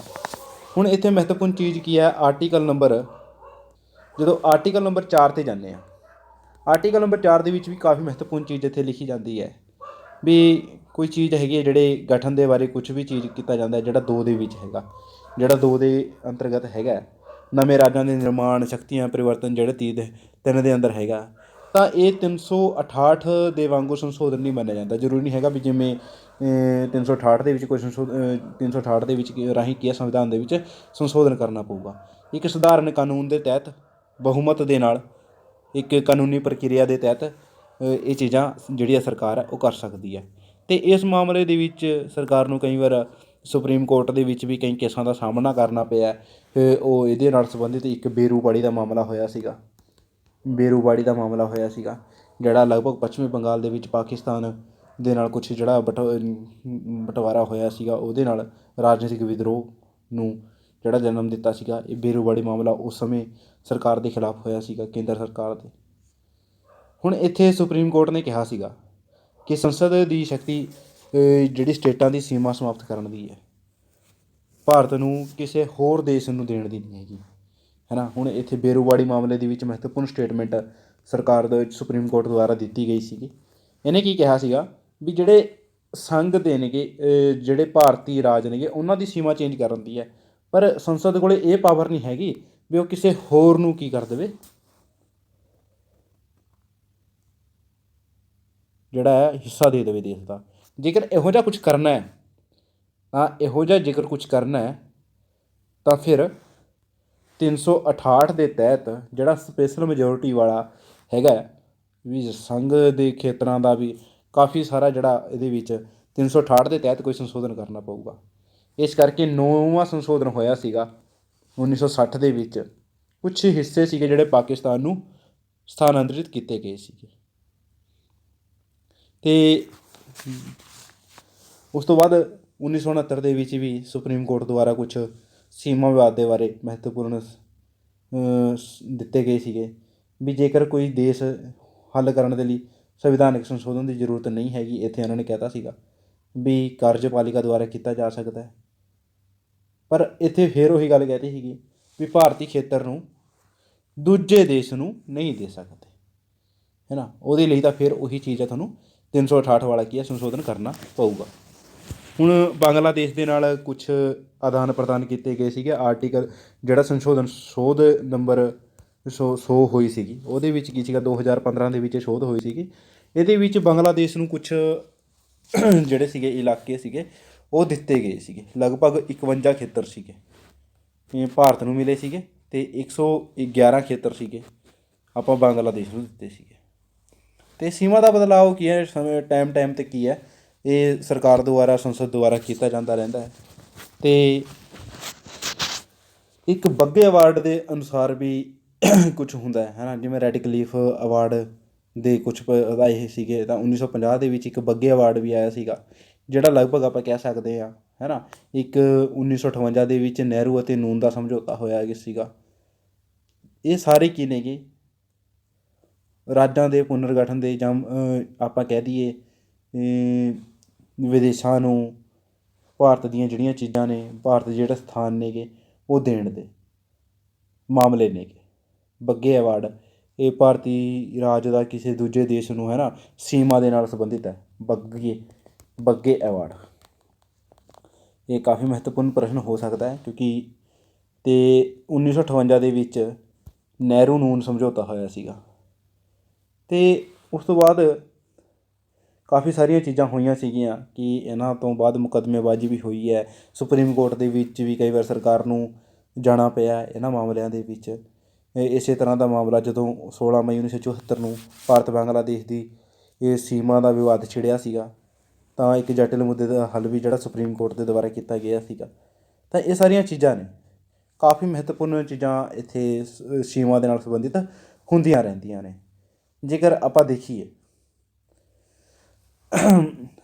ਕਈ ਵਾਰ ਪੁੱਛਿਆ ਜਾਂਦਾ ਹੈ ਕਿ ਭਾਰਤ ਦੀ ਆਜ਼ਾਦੀ ਦੇ ਸਮੇਂ ਹੈ ਨਾ, ਤਾਂ ਬਹੁਤ ਸਾਰੀਆਂ ਰਿਆਸਤਾਂ ਸੀਗੀਆਂ ਅਤੇ ਜਿਹਦਾ ਲਗਭਗ ਦੇਸੀ ਰਿਆਸਤਾਂ ਦੇ ਸ਼ਾਸਕ ਸ਼ਾਮਿਲ ਸੀਗੇ। ਇਸ ਦੇ ਅੰਤਰਗਤ 2 ਸਟੇਟ ਸੀਗੇ, 2 ਰਾਜ ਸੀਗੇ ਜਾਂ 2 ਦੇਸ਼ ਸੀਗੇ ਉਸ ਟਾਈਮ ਬਣਾ ਦਿੱਤੇ ਸੀਗੇ, ਡੋਮੀਨੀਅਨ ਬਣਾਏ ਸੀਗੇ, ਪਾਕ ਅਤੇ ਇੰਡੀਆ। ਅਤੇ ਜੇਕਰ ਆਪਾਂ ਦੇਖੀਏ ਪਾਕਿਸਤਾਨ ਦੇ ਵਿੱਚ ਸ਼ਾਮਿਲ ਹੋ ਗਏ, ਸੁਤੰਤਰ ਰਹੇ। ਅਤੇ ਆਪਾਂ ਇੱਕ ਹੋਰ ਚੀਜ਼ ਦੇਖਦੇ ਹਾਂ, ਕਿਹਾ ਜਾਂਦਾ ਹੈ, ਹੁਣ ਕੱਲ੍ਹ ਮੈਂ ਕਿਹਾ ਸੀਗਾ ਕਿ 549 ਸੀਗੀਆਂ ਹੈ ਨਾ, ਕੱਲ੍ਹ ਜਦੋਂ ਲਾਈਵ ਆਪਣੀ ਕਲਾਸ ਚੱਲ ਰਹੀ ਸੀ 549 ਕਿਹਾ ਸੀਗਾ, ਤਾਂ ਇਹ ਬਿਲਕੁਲ ਠੀਕ ਹੈ। 549 ਰਿਆਸਤਾਂ ਭਾਰਤ ਦੇ ਵਿੱਚ ਸ਼ਾਮਿਲ ਹੋਈਆਂ ਸੀਗੀਆਂ, ਅਤੇ ਟੋਟਲ 562 ਰਿਆਸਤਾਂ ਸੀਗੀਆਂ। ਜਿਹਦੇ ਵਿੱਚ 549 ਸੀਗੀਆਂ ਉਹ ਭਾਰਤ ਦੇ ਵਿੱਚ ਸ਼ਾਮਿਲ ਹੋਈਆਂ ਸੀਗੀਆਂ। ਅਤੇ ਲਗਭਗ 3 ਰਿਆਸਤਾਂ ਸੀਗੀਆਂ ਜਿਹੜੀਆਂ ਬਾਅਦ ਦੇ ਵਿੱਚ ਉਹਨਾਂ ਨੂੰ ਸ਼ਾਮਿਲ ਕੀਤਾ ਗਿਆ, ਅਤੇ ਕੁੱਲ ਮਿਲਾ ਕੇ 552 ਰਿਆਸਤਾਂ ਭਾਰਤ ਦੇ ਵਿੱਚ ਸ਼ਾਮਿਲ ਹੋਈਆਂ। ਜਿਹੜਾ ਵਿਲੇ ਪੱਤਰ ਦੇ ਅਨੁਸਾਰ ਆਪਾਂ ਦੇਖੀਏ, ਅਤੇ 3 ਰਿਆਸਤਾਂ ਨੂੰ ਸ਼ਾਮਿਲ ਕਰਨ ਦੇ ਲਈ ਭਾਰਤ ਨੇ ਕਾਫੀ ਜਿਹੜਾ ਹੈ ਜੱਦੋਜਹਿਦ ਦਾ ਉਹ ਕਰਨਾ ਪਿਆ ਸਾਹਮਣਾ। ਲਗਭਗ 562 ਰਿਆਸਤਾਂ ਸੀਗੀਆਂ ਅਤੇ 552 ਭਾਰਤ ਦੇ ਵਿੱਚ ਸ਼ਾਮਿਲ ਹੋਈਆਂ, ਜਿਹਦੇ ਵਿੱਚ ਹੈਦਰਾਬਾਦ, ਜੂਨਾਗੜ੍ਹ ਅਤੇ ਕਸ਼ਮੀਰ ਇਹਨਾਂ ਨੇ ਬਹੁਤ ਤੰਗ ਕੀਤਾ ਭਾਰਤ ਨੂੰ। ਅਤੇ ਇਹਨਾਂ ਦੇ ਨਾਲ ਸੰਬੰਧਿਤ ਵੀ ਇੱਕ ਮਹੱਤਵਪੂਰਨ ਚੀਜ਼ ਆਈ ਸੀਗੀ, ਵਿਲੇ ਪੱਤਰ ਦੇ ਉੱਪਰ ਸਾਈਨ ਕਰਕੇ ਜਨਮਤ ਸੰਗ੍ਰਹਿ ਕਰਵਾਇਆ ਗਿਆ ਸੀਗਾ ਜੂਨਾਗੜ੍ਹ ਦੇ ਵਿੱਚ। ਅਤੇ ਹੈਦਰਾਬਾਦ ਨੂੰ ਪੁਲਿਸ ਕਾਰਵਾਈ ਦੇ ਨਾਲ ਕੀ ਸੀਗਾ, ਸ਼ਾਮਿਲ ਕੀਤਾ ਗਿਆ ਸੀਗਾ। ਹੁਣ 1950 ਦੇ ਵਿੱਚ 4 ਖੇਤਰਾਂ ਦੇ ਵਿੱਚ ਵੰਡ ਕਰ ਦਿੱਤੀ ਗਈ ਸੀਗੀ, ਜਿਹੜੇ ਕਿ ਸੰਘ ਦੇ ਜਿਹੜੇ ਖੇਤਰ ਸੀਗੇ। 4 ਭਾਗਾਂ ਦੇ ਵਿੱਚ ਕਿਹੜੇ ਵੰਡੇ ਗਏ ਸੀਗੇ, ਇੱਥੇ ਇਹ ਚੀਜ਼ ਦੇਖਣੀ ਜ਼ਰੂਰੀ ਹੈ ਵੀ 1950 ਦੇ ਵਿੱਚ ਜਦੋਂ ਭਾਰਤ ਦੇ ਸੰਘ ਬਣਾਏ ਗਏ, ਤਾਂ ਇੱਥੇ 4 ਭਾਗ ਬਣਾਏ ਸੀਗੇ। ਭਾਗ 1, 2, 3, 4 ਇਹ 4 ਭਾਗਾਂ ਦੇ ਵਿੱਚ ਜਿਹੜੇ ਖੇਤਰ ਸੀਗੇ ਉਹਨਾਂ ਦਾ ਵੀ ਆਪਾਂ ਨੂੰ ਪਤਾ ਹੋਣਾ ਚਾਹੀਦਾ ਵੀ ਜਦੋਂ ਸ਼ੁਰੂ ਦੇ ਵਿੱਚ ਇਹ ਆਏ ਤਾਂ ਕਾਫੀ ਮਹੱਤਵਪੂਰਨ ਚੀਜ਼ਾਂ ਹੋਈਆਂ ਸੀਗੀਆਂ। ਹੁਣ ਇੱਥੇ ਕਹਿਣ ਦੀ ਕੀ ਗੱਲ ਹੈ, ਆਹ ਦੇਖੋ 552 ਰਿਆਸਤਾਂ ਭਾਰਤ ਦੇ ਵਿੱਚ ਸ਼ਾਮਿਲ ਹੋਈਆਂ ਸੀਗੀਆਂ, 549 ਡਾਇਰੈਕਟਲੀ ਹੋ ਗਈਆਂ ਸੀਗੀਆਂ, ਅਤੇ ਜਿਹੜੀਆਂ 3 ਰਹਿ ਗਈਆਂ ਸੀਗੀਆਂ ਆਪਣੀ ਹੈਦਰਾਬਾਦ, ਜੂਨਾਗੜ੍ਹ ਅਤੇ ਕਸ਼ਮੀਰ, ਉਹਨਾਂ ਦਾ ਮੈਂ ਤੁਹਾਨੂੰ ਦੱਸ ਹੀ ਦਿੱਤਾ। ਹੁਣ ਜਿਹੜੇ ਪਾਰਟ ਬਣਾਏ ਗਏ ਸੀਗੇ, 4 ਪਾਰਟ ਬਣਾਏ ਗਏ ਸੀਗੇ A, B, C, D, ਅਤੇ ਉਹਨਾਂ ਦੇ ਵਿੱਚ ਜਿਹੜਾ D ਪਾਰਟ ਹੈ, ਕਈ ਵਾਰ D ਪਾਰਟ ਦੇ ਬਾਰੇ ਪੁੱਛਿਆ ਜਾਂਦਾ ਬਹੁਤ ਵਾਰੀ, ਜਿਹੜਾ ਭਾਗ ਨੰਬਰ 4 ਸੀਗਾ, ਜਿਹੜਾ ਖੇਤਰਾਂ ਦੇ ਬਾਰੇ ਬਣਾਇਆ ਗਿਆ ਸੀਗਾ। ਚੌਥੇ ਭਾਗ ਦੇ ਵਿੱਚ ਸਿਰਫ ਇੱਕ ਸੀਗਾ ਅੰਡੇਮਾਨ ਅਤੇ ਨਿਕੋਬਾਰ ਦੀਪ ਸਮੂਹ, ਉਸ ਨੂੰ ਸ਼ਾਮਿਲ ਕੀਤਾ ਗਿਆ ਸੀਗਾ। ਜੇਕਰ ਆਪਾਂ ਪੰਜਾਬ ਦੀ ਗੱਲ ਕਰੀਏ ਤਾਂ ਪੰਜਾਬ ਭਾਗ ਪਹਿਲੇ ਦੇ ਵਿੱਚ ਸ਼ਾਮਿਲ ਸੀਗਾ, ਭਾਗ 1 ਦੇ ਵਿੱਚ ਪੰਜਾਬ ਸ਼ਾਮਿਲ ਕੀਤਾ ਗਿਆ ਸੀਗਾ, ਜਾਂ ਭਾਗ A ਦੇ ਵਿੱਚ। ਕਾਫੀ ਮਹੱਤਵਪੂਰਨ ਚੀਜ਼ ਹੈ ਇਹ। ਅਤੇ ਉਸ ਤੋਂ ਬਾਅਦ ਜੇਕਰ ਆਪਾਂ ਦੇਖੀਏ ਇਸ ਨੂੰ ਅੱਗੇ ਜਿਹੜਾ ਹੈ ਥਾਰ ਅਤੇ JVP ਕਮੇਟੀ ਹੈ ਨਾ, ਇਹ ਵੀ ਬਣਾਈ ਗਈ ਸੀਗੀ। ਆਪਾਂ ਦੇਖੀਏ ਇੰਟੀਗ੍ਰੇਸ਼ਨ ਤੋਂ ਬਾਅਦ ਜਦੋਂ ਭਾਰਤ ਦੀ ਥਾਰ ਆਯੋਗ ਅਤੇ JVP ਇਹ ਕਮੇਟੀਆਂ ਬਣਾਈਆਂ ਗਈਆਂ ਸੀਗੀਆਂ। ਇਹਨਾਂ ਦੀਆਂ ਦੇਸੀ ਰਿਆਸਤਾਂ ਦਾ ਭਾਰਤ ਦੇ ਵਿੱਚ ਏਕੀਕਰਨ ਤੋਂ ਬਾਅਦ ਅਸਥਾਈ ਵਿਵਸਥਾ ਸੀਗੀ, ਅਤੇ ਵੱਖ-ਵੱਖ ਵਿਸ਼ੇਸ਼ ਰੂਪ ਦੇ ਵਿੱਚ, ਕਿਉਂਕਿ ਆਪਾਂ ਨੂੰ ਪਤਾ ਹੀ ਹੈ ਵੀ ਇਹ ਜਿਹੜੀਆਂ ਸ਼ਾਮਿਲ ਕੀਤੇ ਗਏ ਸੀਗੇ, ਜਿਹੜੇ ਇਹ ਦੇਸੀ ਰਿਆਸਤਾਂ ਸ਼ਾਮਿਲ ਕੀਤੀਆਂ ਗਈਆਂ ਸੀਗੀਆਂ, ਇਹ ਲਗਭਗ ਐਡ ਹੋਕ 'ਤੇ ਸੀਗੀਆਂ। ਫਿਰ ਹੌਲੀ ਹੌਲੀ ਇਹਨਾਂ ਦੇ ਉੱਪਰ ਜਿਹੜੀ ਚਰਚਾ ਹੋਣ ਲੱਗ ਗਈ, ਇਹਨਾਂ ਦੇ ਸਟੇਟ ਬਣਾਉਣ ਦੀ ਜਿਹੜੀ ਹੈ ਉਹ ਕਰਨ ਲੱਗ ਗਏ। ਤਾਂ ਜੂਨ 1948 ਦੇ ਵਿੱਚ ਸਰਕਾਰ ਦੁਆਰਾ ਕੀ ਕੀਤਾ ਜਾਂਦਾ ਹੈ, SK ਥਾਰ ਜਿਹੜਾ ਸੀਗਾ, SK ਥਾਰ ਦੀ ਪ੍ਰਧਾਨਗੀ ਦੇ ਹੇਠ ਇੱਕ ਭਾਸ਼ਾਈ ਪ੍ਰਾਂਤ ਆਯੋਗ ਜਿਹੜਾ ਇਹ ਨਿਯੁਕਤ ਕੀਤਾ ਜਾਂਦਾ ਹੈ। ਇਸ ਆਯੋਗ ਨੇ ਕੀ ਕੀਤਾ, 1948 ਦੇ ਵਿੱਚ ਲਗਭਗ ਜਦੋਂ ਦੇਖੀਏ ਆਪਾਂ ਦਸੰਬਰ 1948 ਦੇ ਵਿੱਚ ਆਪਦੀ ਰਿਪੋਰਟ ਪੇਸ਼ ਕੀਤੀ ਅਤੇ ਇਸ ਨੂੰ ਸਿਫਾਰਿਸ਼ ਕੀਤੀ ਕਿ ਭਾਸ਼ਾ ਆਧਾਰ 'ਤੇ ਗਠਨ ਨਾ ਕੀਤਾ ਜਾਵੇ। ਭਾਸ਼ਾ ਨੂੰ ਇਹਨਾਂ ਨੇ ਕੱਟਤਾ ਕਿ ਪ੍ਰਸ਼ਾਸਨਿਕ ਸੁਵਿਧਾ ਦੇ ਅਨੁਸਾਰ ਗਠਨ ਇਹਦਾ ਹੋਣਾ ਚਾਹੀਦਾ। ਇਸ ਦੇ ਨਾਲ ਕੀ ਹੋਇਆ, ਅਸੰਤੋਸ਼ ਫੈਲ ਗਿਆ। ਕਾਂਗਰਸ ਨੇ ਇੱਕ ਫਿਰ ਕੀ ਕੀਤਾ, ਇਹਨਾਂ ਨੇ ਦਸੰਬਰ 1948 ਦੇ ਵਿੱਚ ਇੱਕ ਸਮਿਤੀ ਦਾ ਗਠਨ ਕਰਤਾ। 1948 ਦੇ ਵਿੱਚ ਜਿਹੜੀ ਲਗਭਗ ਭਾਸ਼ਾ ਦੇ ਆਧਾਰ 'ਤੇ ਇੱਕ ਗਠਨ ਕੀਤਾ ਗਿਆ ਵੀ ਉਹ ਕੀ ਹੈ ਕਰੇਗੀ, ਕਮੇਟੀ ਬਣਾਈ ਗਈ ਸੀਗੀ linguistic provision committee, linguistic LPC, linguistic provisional committee ਜਿਹੜੀ ਬਣਾਈ ਗਈ ਸੀਗੀ। ਅਤੇ ਉਸ ਦੇ ਵਿੱਚ ਕੀ ਕੀਤਾ ਗਿਆ, ਇਹਨਾਂ ਨੇ ਲਗਭਗ ਜਵਾਹਰ ਲਾਲ ਨਹਿਰੂ, ਵੱਲਭ ਭਾਈ ਪਟੇਲ ਅਤੇ ਪੱਟਾਭੀ ਸੀਤਾਰਮਈਆ ਇਹ ਸ਼ਾਮਿਲ ਸੀਗੇ। ਉਸ ਤੋਂ ਬਾਅਦ ਇਸ ਨੂੰ JVP, ਲਗਭਗ ਇਹਦੇ ਤਿੰਨਾਂ ਦੇ ਨਾਮ ਤੋਂ ਹੀ ਇਸ ਨੂੰ ਜਾਣਿਆ ਗਿਆ ਸੀਗਾ, JVP। ਇਹ ਭਾਸ਼ਾਈ ਪ੍ਰਾਂਤ ਭਾਸ਼ਾਈ ਆਧਾਰ 'ਤੇ ਜਿਹੜੇ ਭਾਸ਼ਾਈ ਆਧਾਰ 'ਤੇ ਰਾਜਾਂ ਦੇ ਗਠਨ ਕਰਨ ਦੇ ਨਾਲ ਸੰਬੰਧਿਤ ਸੀਗੀ। ਉਸ ਤੋਂ ਬਾਅਦ ਕੀ ਸੀਗਾ, ਇਸ ਨੇ ਆਪਣੀ ਰਿਪੋਰਟ ਸੀਗੀ 1949 ਦੇ ਵਿੱਚ ਪੇਸ਼ ਕੀਤੀ। ਇਹਨਾਂ ਨੇ ਔਪਚਾਰਿਕ ਰੂਪ ਦੇ ਵਿੱਚ ਇਹਨਾਂ ਨੇ ਵੀ ਅਸਵੀਕਾਰ ਕਰਤਾ ਕਿ ਰਾਜਾਂ ਦਾ ਪੁਨਰਗਠਨ ਕੀ ਭਾਸ਼ਾ ਦੇ ਆਧਾਰ 'ਤੇ ਹੋਣਾ ਚਾਹੀਦਾ ਹੈ। ਇਹ ਚੀਜ਼ ਨੂੰ ਇਹਨਾਂ ਨੇ ਵੀ ਕਰਤਾ। ਪਰ ਲੇਕਿਨ ਆਪਾਂ ਨੂੰ ਪਤਾ ਹੈ ਉਸ ਸਮੇਂ ਤੱਕ ਤਾਂ ਕੀ ਸੀਗਾ, ਇਹ ਅੰਤਰਿਮ ਸਰਕਾਰ ਜਾਂ ਆਪਾਂ ਕਹਿ ਦਈਏ ਵੀ ਭਾਰਤ ਦਾ ਸੰਵਿਧਾਨ ਲਾਗੂ ਹੋਇਆ ਸੀਗਾ 1950 ਨੂੰ, ਅਤੇ ਜਿਹੜੀਆਂ ਸਰਕਾਰਾਂ ਚੁਣੀਆਂ ਗਈਆਂ ਸੀ 51-52 ਦੇ ਵਿੱਚ। ਹਾਲੇ ਇਹ ਸਰਕਾਰ ਦੇ ਉੱਪਰ ਇੰਨਾ ਪ੍ਰੈਸ਼ਰ ਨਹੀਂ ਸੀਗਾ। ਹੁਣ ਜਿਹੜੀਆਂ ਚੀਜ਼ਾਂ ਆਉਣਗੀਆਂ ਜਦੋਂ ਸਰਕਾਰ ਚੁਣਦੀ ਜਾਊਗੀ, ਲੋਕ ਸਭਾ ਚੁਣਦੀ ਜਾਊਗੀ, ਉਸ ਤੋਂ ਬਾਅਦ ਇਹ ਚੀਜ਼ਾਂ ਕੀ ਨੇ ਸਾਹਮਣੇ ਆਉਂਦੀਆਂ ਨੇ ਰਾਜਾਂ ਦੇ ਗਠਨ ਬਾਰੇ। ਲਗਭਗ ਉਸ ਸਮੇਂ ਤਾਂ ਇਹਨਾਂ ਨੇ ਆਪ ਇਹੀ ਚੀਜ਼, ਅੰਤਰਿਮ ਸਰਕਾਰ ਚੱਲ ਰਹੀ ਸੀਗੀ, ਉਹਨਾਂ ਨੇ ਆਪ ਦੇ ਅਨੁਸਾਰ ਸੁਵਿਧਾ ਅਨੁਸਾਰ ਦੇਖਿਆ ਸੀਗਾ ਵੀ ਜਿਹੜਾ ਸੰਵਿਧਾਨ ਲਾਗੂ ਹੋਣ ਤੋਂ ਬਾਅਦ ਸਾਡੇ ਕੋਲ ਕੀ ਕੁਛ ਹੋਵੇਗਾ। ਹੁਣ ਜਦੋਂ ਗੱਲ ਆਉਂਦੀ ਹੈ ਅਕਤੂਬਰ 1953 ਦੇ ਵਿੱਚ, ਕਿਉਂਕਿ ਇਸ ਸਮੇਂ ਆਪਣੀ ਪਹਿਲੀ ਲੋਕ ਸਭਾ ਜਿਹੜੀ ਉਹ ਕੰਮ ਕਰ ਰਹੀ ਸੀਗੀ, ਪ੍ਰਧਾਨ ਮੰਤਰੀ ਜਿਹੜੇ ਸੀਗੇ ਉਹ ਲਗਭਗ ਇਹ ਚੱਲ ਰਹੇ ਸੀਗੇ ਜਵਾਹਰ ਲਾਲ ਨਹਿਰੂ, ਅਤੇ ਵੱਲਭ ਭਾਈ ਪਟੇਲ ਦਾ ਕੀ ਹੋ ਗਿਆ ਸੀਗਾ, ਦੇਹਾਂਤ ਹੋ ਚੁੱਕਿਆ ਸੀਗਾ। ਹੁਣ ਇੱਥੇ ਕੀ ਹੋਇਆ, ਆਂਧਰਾ ਪ੍ਰਦੇਸ਼ ਦੇ ਵਿੱਚ ਇੱਕ ਲੰਬਾ ਅੰਦੋਲਨ ਹੋਇਆ ਅਤੇ ਇੱਕ ਬੰਦਾ ਸੀਗਾ ਪੋਟੀ ਸ਼੍ਰੀਰਾਮੁਲੂ ਹੈ ਨਾ, ਇਹ ਕਾਫੀ ਮਹੱਤਵਪੂਰਨ ਨਾਮ ਹੈ। ਪੋਟੀ ਸ਼੍ਰੀਰਾਮੁਲੂ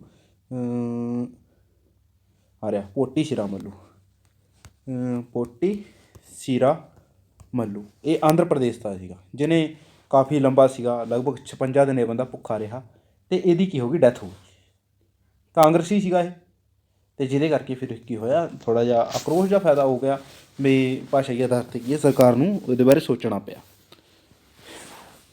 ਅਤੇ ਇਹਦੇ ਬਾਰੇ ਸੋਚਣਾ ਪਿਆ ਤਾਂ ਇਸ ਕਰਕੇ ਕੀ ਹੋਇਆ, ਫਿਰ ਆਂਧਰਾ ਪ੍ਰਦੇਸ਼ ਦੇ ਨਿਰਮਾਣ ਵਾਸਤੇ ਭਾਸ਼ਾ ਦੇ ਆਧਾਰ 'ਤੇ ਇਹ ਉੱਠਣ ਲੱਗੀ। ਤਾਂ ਕੀ ਕੀਤਾ ਭਾਰਤ ਸਰਕਾਰ ਨੇ ਦਸੰਬਰ 1953 ਦੇ ਵਿੱਚ, ਹੁਣ ਇਹ ਕਈ ਵਾਰ ਪੁੱਛ ਲਿਆ ਜਾ ਸਕਦਾ, ਟਾਈਮ ਜ਼ਰੂਰ ਯਾਦ ਰੱਖਿਓ, ਦਸੰਬਰ 1953 ਦੇ ਵਿੱਚ ਕੀ ਕੀਤਾ, ਅਕਤੂਬਰ ਦੇ ਵਿੱਚ ਪੋਟੀ ਸ਼੍ਰੀਰਾਮੁਲੂ ਦੀ ਡੈਥ ਹੋਈ। ਇਹ ਉਹਦੇ ਨਾਲ ਸੰਬੰਧਿਤ ਸੀਗਾ, ਕਾਂਗਰਸ ਦਾ ਜਿਹੜਾ ਕਾਰਿਆਕਰਤਾ ਸੀਗਾ ਇਹ। ਹੁਣ ਕੀ ਹੋਇਆ, ਦਸੰਬਰ ਦੇ ਵਿੱਚ ਫਜ਼ਲ ਅਲੀ ਆਯੋਗ ਬਿਠਾਤਾ। ਫਜ਼ਲ ਅਲੀ ਆਯੋਗ ਦੀ ਜਿਹੜੀ ਕਮਿਸ਼ਨ ਦੀ ਸਥਾਪਨਾ ਕਰਤੀ ਇਹਨਾਂ ਨੇ ਲਗਭਗ ਦਸੰਬਰ 1953 ਦੇ ਵਿੱਚ। ਹੁਣ ਇੱਥੇ ਕੀ ਹੋਇਆ, ਲਗਭਗ ਬਹੁਤ ਸਾਰੀਆਂ ਗੱਲਾਂ ਇੱਥੇ ਆਪਾਂ ਨੂੰ ਦੇਖਣ ਨੂੰ ਮਿਲੀਆਂ ਕਿ ਇਹਦੇ ਵਿੱਚ KM ਪਨਿੱਕਰ ਵੀ ਸ਼ਾਮਿਲ ਸੀਗੇ ਅਤੇ HN ਕੁੰਜਰੂ ਵੀ ਸੀਗੇ, ਅਤੇ ਜਿਹੜੇ ਫਜ਼ਲ ਅਲੀ ਸਾਹਿਬ ਸੀਗੇ ਉਹ ਸੀਗੇ ਆਪਣੇ ਜਿਸ ਦੇ ਹੈੱਡ ਸੀਗੇ, ਹੈ ਨਾ। KM ਪਨਿੱਕਰ ਵੀ ਇਹਦਾ ਸੀਗਾ, HN ਕੁੰਜਰੂ ਵੀ ਇਹਦਾ ਕੀ ਸੀਗਾ, ਮੈਂਬਰ ਸੀਗਾ। ਇਹਨਾਂ ਨੇ ਕੀ ਕੀਤਾ, ਲਗਭਗ ਆਪ ਦੀ ਰਿਪੋਰਟ 1955 ਦੇ ਵਿੱਚ ਪੇਸ਼ ਕਰਦੇ ਨੇ। ਇਹ ਕਮੇਟੀ ਹੈ ਜਿਹੜੀ ਆਪ ਦੀ ਰਿਪੋਰਟ 1955 ਦੇ ਵਿੱਚ ਪੇਸ਼ ਕਰਦੀ ਹੈ, ਅਤੇ ਇਹਦੇ ਵਿੱਚ ਇਹਨਾਂ ਨੇ ਸਵੀਕਾਰ ਕੀਤਾ ਕਿ ਰਾਜਾਂ ਦਾ ਪੁਨਰਗਠਨ ਭਾਸ਼ਾ ਦੇ ਅਤੇ ਸਵੀਕਾਰ ਕੀਤਾ ਕਿ ਭਾਸ਼ਾ ਨੂੰ ਮੁੱਖ ਆਧਾਰ 'ਤੇ ਮੰਨਿਆ ਜਾਣਾ ਚਾਹੀਦਾ ਹੈ। ਪਰ ਇਹਨਾਂ ਨੇ ਇੱਕ ਚੀਜ਼ ਕਹਿਤਾ ਸੀਗਾ ਵੀ ਇੱਕ ਭਾਸ਼ਾ ਇੱਕ ਰਾਜ ਦਾ ਸਿਧਾਂਤ ਸੀਗਾ, ਉਹ ਖਾਰਜ ਕਰਤਾ। ਇੱਕ ਭਾਸ਼ਾ ਇੱਕ ਰਾਜ, ਇਹ ਚੀਜ਼ ਇਹਨਾਂ ਨੇ ਸੀਗੀ ਉਹ ਕੈਂਸਲ ਕਰਤੀ ਸੀਗੀ ਵੀ ਇਹ ਚੀਜ਼ ਨਹੀਂ ਹੋ ਸਕਦਾ। ਪਰ ਕਹਿ ਸਕਦੇ ਹੋ ਤੁਸੀਂ ਵੀ ਭਾਸ਼ਾ ਦੇ ਆਧਾਰ 'ਤੇ ਰਾਜਾਂ ਦਾ ਗਠਨ ਕਰ ਸਕਦੇ ਹੋ, ਪਰ ਵਨ ਲੈਂਗੁਏਜ ਵਨ ਸਟੇਟ ਇਹ ਚੀਜ਼ ਨਹੀਂ ਚੱਲੇਗੀ। ਠੀਕ ਹੈ, ਵਨ ਲੈਂਗੁਏਜ ਵਨ ਸਟੇਟ ਇਹ ਚੀਜ਼ ਆਪਾਂ ਨੇ ਅਸੈਪਟ ਨਹੀਂ ਕਰਨੀ। ਹੁਣ ਇੱਥੇ ਚਰਚਾ ਹੋਣ ਲੱਗ ਗਈ, ਕਾਫੀ ਜਿਹੜਾ ਮਾਮਲਾ ਸੀਗਾ ਗੰਭੀਰ ਹੁੰਦਾ ਗਿਆ। ਹੁਣ ਜੇਕਰ ਇਹੋ ਜਿਹਾ ਕਰ ਦਿੱਤੇ ਜਾਂਦੇ ਤਾਂ ਫਿਰ ਹੌਲੀ ਹੌਲੀ ਆਪਾਂ ਨੂੰ ਪਤਾ ਹੀ ਹੈ ਕਿ ਆਂਧਰਾ ਪ੍ਰਦੇਸ਼ ਨੂੰ ਫਿਰ ਕੇ ਗਠਨ ਕਰ ਦਿੱਤਾ ਗਿਆ ਸੀਗਾ, ਹੈ ਨਾ। ਜੇਕਰ ਆਪਾਂ ਦੇਖੀਏ ਆਂਧਰਾ ਪ੍ਰਦੇਸ਼ ਦੀ ਕਾਫੀ ਮਹੱਤਵਪੂਰਨ ਜਿਹੜੀ ਕਹਾਣੀ ਹੈ ਇੱਥੇ ਬਣ ਜਾਂਦੀ ਹੈ। ਹੁਣ ਹੋਰ ਕੀ ਕਿਹਾ ਸੀਗਾ ਇਹਨਾਂ ਨੇ, ਬਹੁਤ ਰਾਜ ਪੁਨਰਗਠਨ ਸਮਿਤੀ ਦੇ ਵਿੱਚ ਜਿਹੜਾ ਸੀਗਾ 4 ਵੱਡੇ ਕਾਰਕਾਂ ਦੀ ਪਹਿਚਾਣ ਕੀਤੀ ਸੀਗੀ ਵੀ ਜੇਕਰ ਇਹੋ ਜਿਹਾ ਕੁਛ ਕਰਦਾ ਹੈ, ਦੇਸ਼ ਦੀ ਏਕਤਾ ਦੇ ਅਖੰਡਤਾ ਦਾ ਜਿਹੜਾ ਉਸ ਰੱਖਣ, ਭਾਸ਼ਾਈ ਅਤੇ ਸੰਸਕ੍ਰਿਤੀ ਦੀ ਇਕਰੂਪਤਾ, ਵਿੱਤੀ ਅਤੇ ਆਰਥਿਕ ਪ੍ਰਸ਼ਾਸਨਿਕ ਤਰਕ ਦਿੱਤੇ ਇਹਨਾਂ ਨੇ। ਉਸ ਤੋਂ ਬਾਅਦ ਪ੍ਰਤੇਕ ਰਾਜ ਪੂਰੇ ਦੇਸ਼ ਦੇ ਕਲਿਆਣ ਦੀ ਯੋਜਨਾ ਅਤੇ ਇਸਦਾ ਸੰਵਰਧਨ ਕਰ ਸਕਦਾ ਹੈ ਨਾ, ਹਰੇਕ ਰਾਜ ਦੇ ਵਿੱਚ ਇਹ ਚੀਜ਼ਾਂ ਕੀਤੀਆਂ ਸੀਗੀਆਂ। ਹੁਣ ਕੀ ਕੀਤਾ, ਆਯੋਗ ਦੀ ਸਲਾਹ ਦੇ ਨਾਲ ਕੀ ਹੋਇਆ, ਮੂਲ ਸੰਵਿਧਾਨ ਦੇ ਅੰਤਰਗਤ 4 ਖੇਤਰਾਂ ਦੇ ਵਿੱਚ ਵਰਗੀਕਰਨ ਸਮਾਪਤ ਕਰ ਦਿੱਤਾ ਗਿਆ ਅਤੇ 16 ਰਾਜ 3 ਕੇਂਦਰੀ ਸ਼ਾਸਤ। ਇਹਨਾਂ ਨੇ ਸਭ ਤੋਂ ਪਹਿਲਾਂ ਫਜ਼ਲ ਅਲੀ ਆਯੋਗ ਨੇ ਕੀ ਕਿਹਾ ਵੀ ਇਹਨਾਂ ਦੀ ਰਿਪੋਰਟ ਦੇ ਆਧਾਰ 'ਤੇ ਕੀ ਹੋਇਆ, ਜੇਕਰ ਆਪਾਂ ਦੇਖੀਏ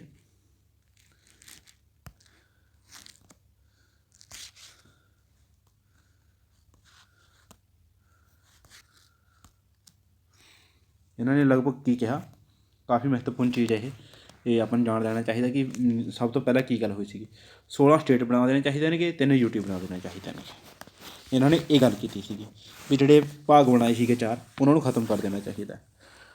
ਇਸ ਦੇ ਬਾਅਦ ਕੀ ਹੋਇਆ, ਰਾਜ ਪੁਨਰਗਠਨ ਅਧਿਨਿਯਮ 1956 ਕੀ ਸੀਗਾ, 1956 ਦੇ ਵਿੱਚ ਪਾਸ ਕੀਤਾ ਗਿਆ, ਸਟੇਟ ਰਿਕੋਗਨਾਈਜੇਸ਼ਨ ਐਕਟ 1956। ਜੇਕਰ ਇਹਦੇ ਲਈ ਸੋਧ ਕੀਤੀ ਗਈ ਸੀਗੀ ਭਾਰਤੀ ਸੰਵਿਧਾਨ ਦੇ ਵਿੱਚ ਤਾਂ ਉਹ 7ਵੀਂ ਸੋਧ ਆਪਾਂ ਦੇਖਦੇ ਹਾਂ ਉਹ ਕੀਤੀ ਗਈ ਸੀਗੀ, 7 ਨੰਬਰ ਸੋਧ ਹੈ ਉਹ ਕੀਤੀ ਗਈ ਸੀ। ਠੀਕ ਹੈ, ਤਾਂ ਇਸ ਦੇ ਨਾਲ ਕੀ ਹੋਇਆ,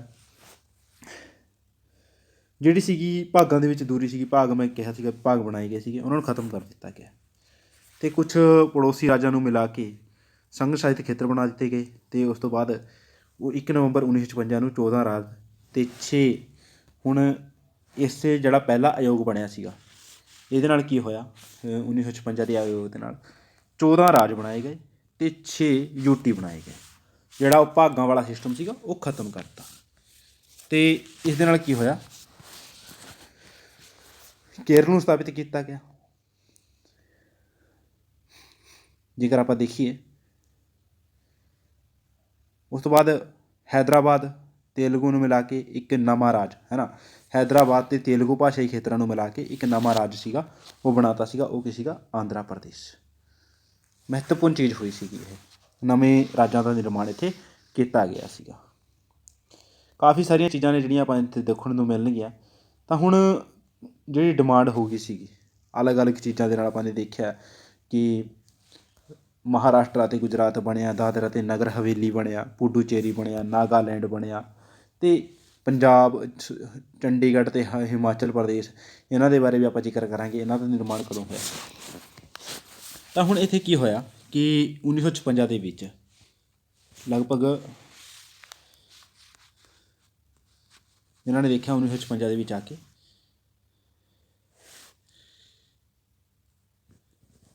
ਆਂਧਰਾ ਪ੍ਰਦੇਸ਼ ਦਾ ਨਿਰਮਾਣ ਕੀਤਾ ਅਤੇ ਸੌਰਾਸ਼ਟਰ ਕੱਛ ਰਾਜ ਤੋਂ ਬੰਬੇ ਰਾਜ ਦੇ ਵਿੱਚ ਮਿਲਾ ਕੇ ਉਸ ਤੋਂ ਬਾਅਦ ਪਟਿਆਲਾ ਅਤੇ ਪੂਰਬੀ ਪੰਜਾਬ ਨੂੰ ਇਕੱਠਾ ਕਰ ਦਿੱਤਾ ਗਿਆ ਸੀਗਾ। ਆਪਾਂ ਨੂੰ ਪਤਾ 1956 ਦੇ ਵਿੱਚ ਹੀ ਪੈਪਸੂ ਨੂੰ ਪੰਜਾਬ ਦੇ ਵਿੱਚ ਮਿਲਾਇਆ ਗਿਆ ਸੀਗਾ। ਇਹ ਕਹਾਣੀ ਉਸੇ ਸਮੇਂ ਹੋਈ ਸੀ ਜਦੋਂ ਪਹਿਲਾ ਪੁਨਰਗਠਨ ਆਯੋਗ ਜਿਹੜਾ ਬੈਠਿਆ ਸੀਗਾ। ਤਾਂ ਇੱਥੇ ਕਹਾਣੀਆਂ ਕਾਫੀ ਹੁਣ ਨਵੀਆਂ ਜਨਮ ਲੈਂਦੀਆਂ ਗਈਆਂ। ਲਕਸ਼ਦੀਪ, ਮਿਨੀਕਾਏ ਦੀਪ, ਅਮਨਦੀਪ, ਇਹਨਾਂ ਦਾ ਸਰਜਨ ਕੀ ਸੀਗਾ, ਮਦਰਾਸ ਰਾਜ ਤੋਂ ਕੱਟ ਦਿੱਤਾ ਗਿਆ ਸੀਗਾ। ਜੇਕਰ ਆਪਾਂ ਦੇਖੀਏ ਸੰਘ ਕੇ ਜਿਹੜੇ ਯੂਟੀ ਬਣੇ ਸੀਗੇ, ਇਹ ਲਕਸ਼ਦੀਪ ਬਣਿਆ ਸੀਗਾ, ਚਾਹੇ ਮਿਨੀਕਾਏ ਬਣਿਆ ਸੀਗਾ, ਚਾਹੇ ਅਮਨਦੀਪ ਬਣਿਆ ਸੀਗਾ, ਇਹ ਪਹਿਲਾਂ ਮਦਰਾਸ ਦੇ ਅੰਡਰ ਸੀਗੇ। ਇਹਨਾਂ ਨੂੰ ਕੱਟ ਕੇ ਕੀ ਬਣਾਤਾ ਸੀਗਾ ਅਲੱਗ। ਰਾਜਸਥਾਨ ਨੂੰ ਜੇਕਰ ਆਪਾਂ ਦੇਖੀਏ ਅਜਮੇਰ ਸੀਗਾ, ਅਜਮੇਰ ਜਿਹੜਾ ਸਟੇਟ ਸੀਗਾ, ਹੈ ਨਾ, ਅਜਮੇਰ, ਉਸ ਨੂੰ ਰਾਜਸਥਾਨ ਦੇ ਵਿੱਚ ਮਿਲਾ ਦਿੱਤਾ ਗਿਆ ਸੀ। ਹੁਣ ਦੇਖੀਏ 1956 ਤੋਂ ਬਾਅਦ ਕੀ ਕੁਛ ਹੋਇਆ ਸੀਗਾ। ਕਾਫੀ ਪਰਿਵਰਤਨ ਜਿਹੜੇ ਭਾਰਤ ਦੇ ਵਿੱਚ ਆਏ ਸੀਗੇ, ਕਾਫੀ ਸਾਰੇ ਰਾਜਾਂ ਦਾ ਨਿਰਮਾਣ ਹੋਇਆ। ਜੇਕਰ ਆਪਾਂ ਦੇਖੀਏ 1956 ਤੋਂ ਬਾਅਦ ਕਾਫੀ ਮਹੱਤਵਪੂਰਨ ਚੀਜ਼ਾਂ ਹੋਈਆਂ ਸੀਗੀਆਂ। ਮਹਾਰਾਸ਼ਟਰ ਅਤੇ ਗੁਜਰਾਤ ਦਾ ਨਿਰਮਾਣ ਜਿਹੜਾ 1960 ਦੇ ਵਿੱਚ ਹੁੰਦਾ। ਦੋ ਭਾਸ਼ੀ ਖੇਤਰ ਸੀਗੇ, ਇਹਨਾਂ ਨੂੰ ਬੰਬੇ ਰਾਜ ਤੋਂ ਅਲੱਗ ਕਰਕੇ ਜਿਹੜੇ ਮਰਾਠੀ ਬੋਲਦੇ ਸੀ ਉਹਨੂੰ ਮਰਾਠਾ ਦਿੱਤਾ, ਜਿਹੜੇ ਗੁਜਰਾਤੀ ਬੋਲਦੇ ਸੀ ਉਹਨੂੰ ਗੁਜਰਾਤ ਤੇ ਗੁਜਰਾਤ ਹੁਣ ਇੱਥੇ ਗੁਜਰਾਤ ਨਵਾਂ ਸਟੇਟ ਆਇਆ ਸੀਗਾ, 15ਵਾਂ ਰਾਜ ਬਣਿਆ ਸੀਗਾ, 15 ਨੰਬਰ ਰਾਜ। ਅਤੇ 14 ਰਾਜ ਦਾ ਸੀ ਉਹਨਾਂ ਦੀ ਸੀਕੁਐਂਸ ਨਹੀਂ ਇੱਥੇ ਦੇਖੀ ਜਾਂਦੀ, ਅਤੇ ਆਂਧਰਾ ਪ੍ਰਦੇਸ਼ ਉਹਨਾਂ ਦੇ ਵਿੱਚ ਹੀ ਸ਼ਾਮਿਲ ਸੀਗਾ। ਅਤੇ ਪਹਿਲਾ ਰਾਜ ਸੀਗਾ ਜਿਹੜਾ ਭਾਸ਼ਾ ਦੇ ਆਧਾਰ 'ਤੇ ਗਠਨ ਕੀਤਾ ਗਿਆ ਸੀ, ਅਦਰਵਾਈਜ਼ ਕੋਈ ਇਹੋ ਜਿਹੀ ਕਹਾਣੀ ਨਹੀਂ ਸੀਗੀ। 14 ਰਾਜਾਂ ਦੇ ਵਿੱਚ ਆਂਧਰਾ ਪ੍ਰਦੇਸ਼ ਸ਼ਾਮਿਲ ਸੀਗਾ, ਅਤੇ ਉਸ ਤੋਂ ਬਾਅਦ ਜਿਹੜਾ ਨਵਾਂ ਰਾਜ ਹੈ ਉਹ ਗੁਜਰਾਤ ਬਣਿਆ ਸੀਗਾ। ਅਤੇ ਬੰਬੇ ਨੂੰ ਖਤਮ ਕਰਤਾ ਸੀਗਾ, ਅਤੇ ਉਸ ਦੇ ਨਾਮ 'ਤੇ ਕੀ ਕਰਤਾ ਸੀਗਾ, ਮਹਾਰਾਸ਼ਟਰ। ਬੰਬੇ ਨੂੰ ਖਤਮ ਕਰਕੇ ਮਹਾਰਾਸ਼ਟਰ ਬਣਾਤਾ ਸੀਗਾ, ਇਸੇ ਕਰਕੇ ਮਹਾਰਾਸ਼ਟਰ ਨੂੰ ਉੱਥੇ ਚਲਾ ਦਿੱਤਾ, ਜਿਹੜੀ ਬੰਬਈ ਸੀਗੀ ਉਸਨੂੰ ਰਾਜਧਾਨੀ ਦੇ ਦਿੱਤੀ। ਹੁਣ ਫਿਰ ਉਸ ਤੋਂ ਬਾਅਦ ਦਾਦਰਾ ਅਤੇ ਨਗਰ ਹਵੇਲੀ ਬਾਰੇ ਕਹਾਣੀ ਸ਼ੁਰੂ ਹੋ ਗਈ। ਲਗਭਗ 1954 ਦੇ ਵਿੱਚ ਕੀ ਸੀਗਾ, ਪੁਰਤਗਾਲ ਦਾ ਇੱਥੇ ਸ਼ਾਸਨ ਰਿਹਾ, ਅਤੇ 1961 ਤੱਕ ਲੋਕਾਂ ਦੁਆਰਾ ਇੱਥੇ ਜਿਹੜੇ ਲੋਕ ਸੀਗੇ ਹੈ ਨਾ, ਉਹਨਾਂ ਨੇ ਆਪ ਹੀ ਸ਼ਾਸਨ ਚਲਾਇਆ ਸੀਗਾ। ਅਤੇ ਲਗਭਗ ਕੀ ਕੀਤਾ, 10 ਨੰਬਰ ਸੰਸ਼ੋਧਨ ਕਰਕੇ, ਇਹ ਬਹੁਤ ਵਾਰੀ ਆਉਂਦਾ ਜਿਹੜਾ ਦਾਦਰਾ ਅਤੇ ਨਗਰ ਹਵੇਲੀ ਬਾਰੇ 10ਵੀਂ ਸੋਧ ਹੋਈ ਸੀਗੀ। ਇਹਦੇ ਨਾਲ ਕੀ ਹੋਇਆ, 10 ਨੰਬਰ ਸੋਧ ਦੇ ਨਾਲ, ਕਿ 1961 ਦੇ ਵਿੱਚ ਸੰਘ ਦੇ ਯੂਟੀ ਬਣਾਤਾ ਸੀਗਾ ਇਹਨੂੰ, ਦਾਦਰਾ ਅਤੇ ਨਗਰ ਹਵੇਲੀ ਨੂੰ 10ਵੀਂ ਸੋਧ ਕਰਕੇ।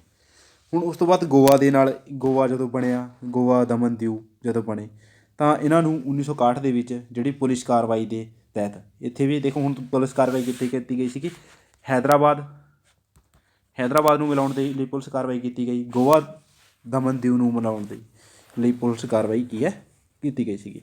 ਇਸ ਤੋਂ ਬਾਅਦ ਕੀ ਕੀਤਾ ਗਿਆ, 12 ਨੰਬਰ ਸੋਧ ਕੀਤੀ ਗਈ।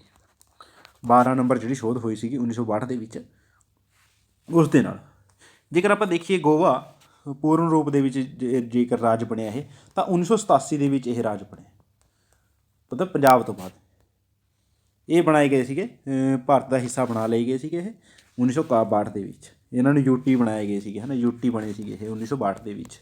ਅਤੇ 1961 ਦੇ ਵਿੱਚ ਜੇਕਰ ਆਪਾਂ ਦੇਖੀਏ 87 ਦੇ ਵਿੱਚ ਜਿਹੜਾ ਗੋਆ ਹੈ, 87 ਦੇ ਵਿੱਚ ਗੋਆ ਕੀ ਹੋਇਆ ਸੀਗਾ, ਇੱਕ ਅਲੱਗ ਸਟੇਟ ਬਣਿਆ ਸੀਗਾ।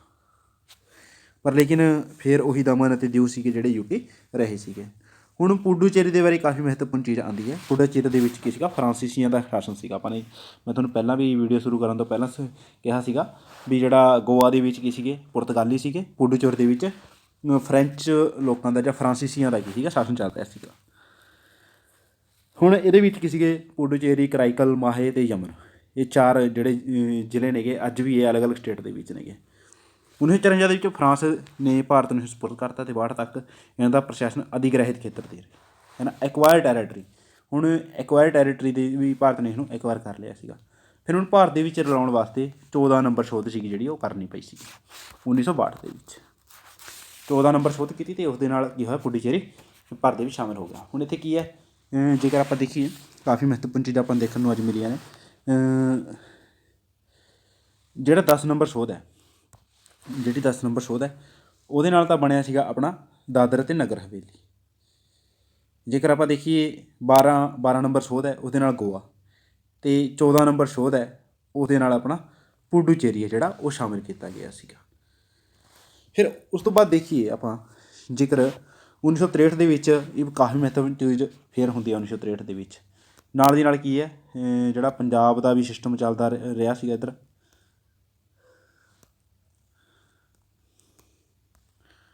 ਕਾਫੀ ਮਹੱਤਵਪੂਰਨ ਚੀਜ਼ ਹੋਈ ਸੀਗੀ 1963 ਦੇ ਵਿੱਚ।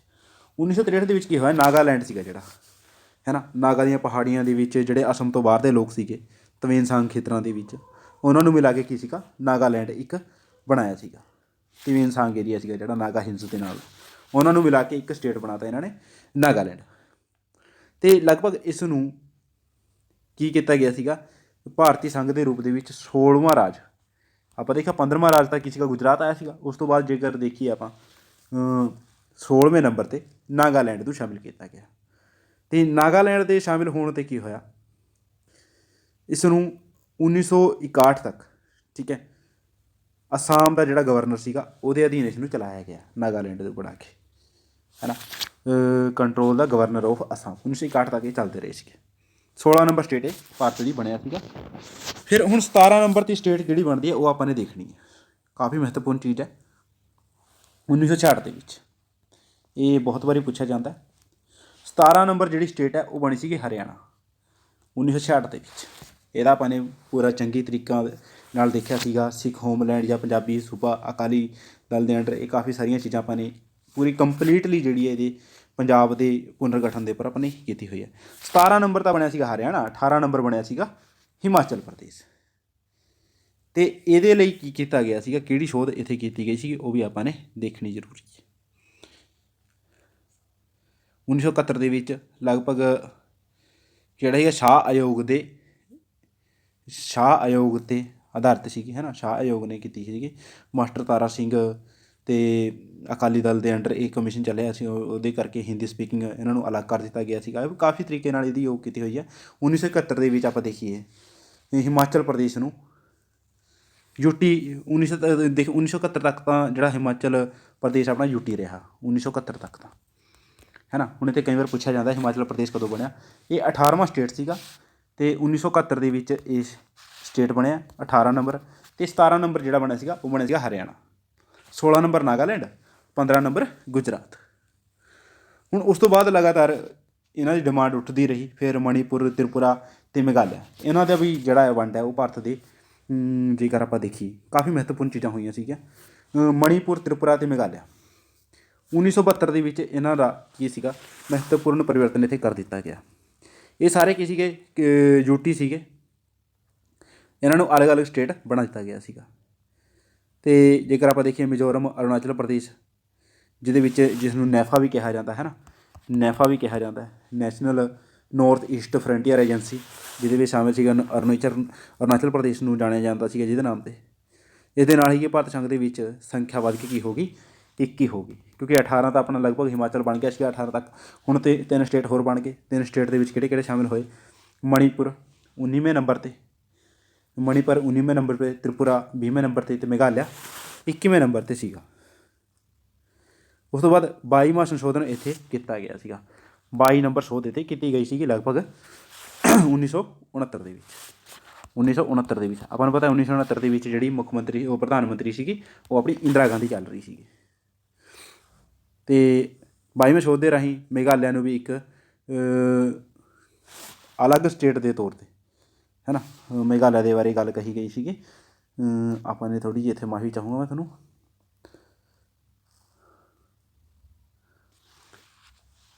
ਆਟੋਨੋਮਸ ਸਟੇਟ ਬਣਾ ਦਿੱਤਾ ਸੀਗਾ ਮੇਘਾਲਿਆ ਨੂੰ, ਠੀਕ ਹੈ, ਜਿਹੜੀ ਹੈ 22ਵੀਂ ਸੋਧ ਦੇ ਅਨੁਸਾਰ। ਹੁਣ ਇੱਥੇ ਕਹਾਣੀ ਕੀ ਹੈ, ਫਿਰ ਵੀ ਆਪਾਂ ਨੂੰ ਪਤਾ ਵੀ ਇੰਨੀ ਕੁ ਦੇ ਨਾਲ ਵੀ ਜਿਹੜਾ ਦੇਸ਼ ਸੀਗਾ ਉਹ ਸ਼ਾਂਤ ਨਹੀਂ ਹੋਇਆ। ਫਿਰ ਵੀ ਅਲੱਗ ਅਲੱਗ ਖੇਤਰਾਂ ਦੇ ਵਿੱਚ ਕੀ ਸੀਗੇ ਚੱਲਦੇ ਰਹੇ। ਜੇਕਰ ਆਪਾਂ ਗੱਲ ਕਰੀਏ ਫਿਰ ਇਹ ਤਾਂ ਕਹਿ ਸਕਦੇ ਹਾਂ ਵੀ ਇਹੋ ਜਿਹਾ ਹੋ ਹੀ ਨਹੀਂ ਸਕਦਾ, ਹੈ ਨਾ।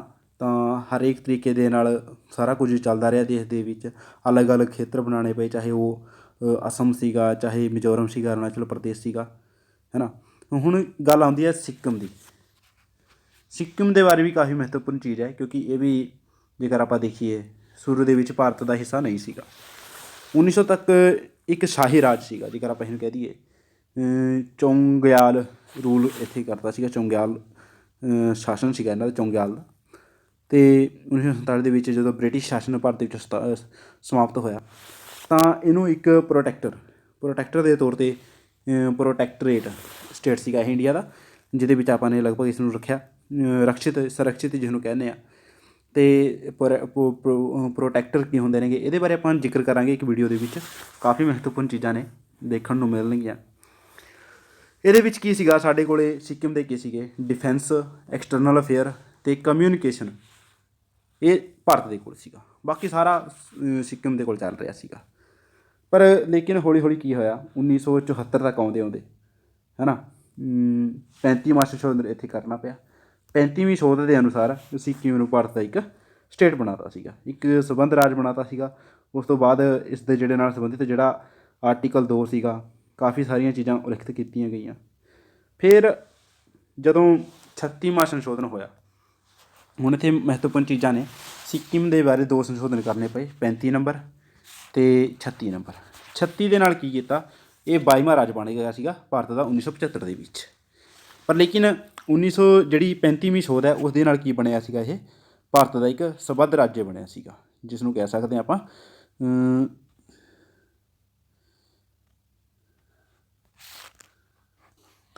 ਜੇਕਰ ਆਪਾਂ ਦੇਖ ਲਈਏ ਸਿੱਕਿਮ ਦਾ ਤਾਂ ਐਸੋਸੀਏਟ ਸਟੇਟ ਇਹ ਜਿਹੜਾ ਬਣਿਆ ਸੀ 35ਵੀਂ ਸੋਧ ਦੇ ਨਾਲ। 36ਵੀਂ ਸੋਧ ਦੇ ਨਾਲ ਇਹ ਭਾਰਤ ਦਾ 22ਵਾਂ ਰਾਜ ਬਣ ਗਿਆ ਸੀਗਾ। ਅਤੇ ਬਾਰ-ਬਾਰ ਇਹ ਪੁੱਛਿਆ ਜਾਂਦਾ ਹੈ ਆਰਟੀਕਲ ਨੰਬਰ 2A ਅਤੇ 10ਵੀਂ ਅਨੁਸੂਚੀ ਦੇ ਵਿੱਚ ਕੁਛ ਜੇਕਰ ਆਪਾਂ ਦੇਖੀਏ ਇਹਦੇ ਵਿੱਚ ਕੁਛ ਪ੍ਰਾਵਧਾਨ ਸੀਗੇ ਉਹ ਸਿੱਕਿਮ ਦੇ ਨਾਲ ਸੰਬੰਧਿਤ ਸੀਗੇ, ਜਿਨ੍ਹਾਂ ਨੂੰ ਕੀ ਸੀਗਾ ਖਤਮ ਕਰ ਦਿੱਤਾ ਗਿਆ ਸੀਗਾ 35ਵੀਂ ਸੋਧ ਦੇ ਨਾਲ ਜਿਹੜੇ ਜੋੜੇ ਗਏ ਸੀਗੇ, ਹੈ ਨਾ। 36ਵੀਂ ਸੋਧ ਦੇ ਨਾਲ ਉਹ ਖਤਮ ਕਰ ਦਿੱਤੇ ਗਏ ਸੀਗੇ।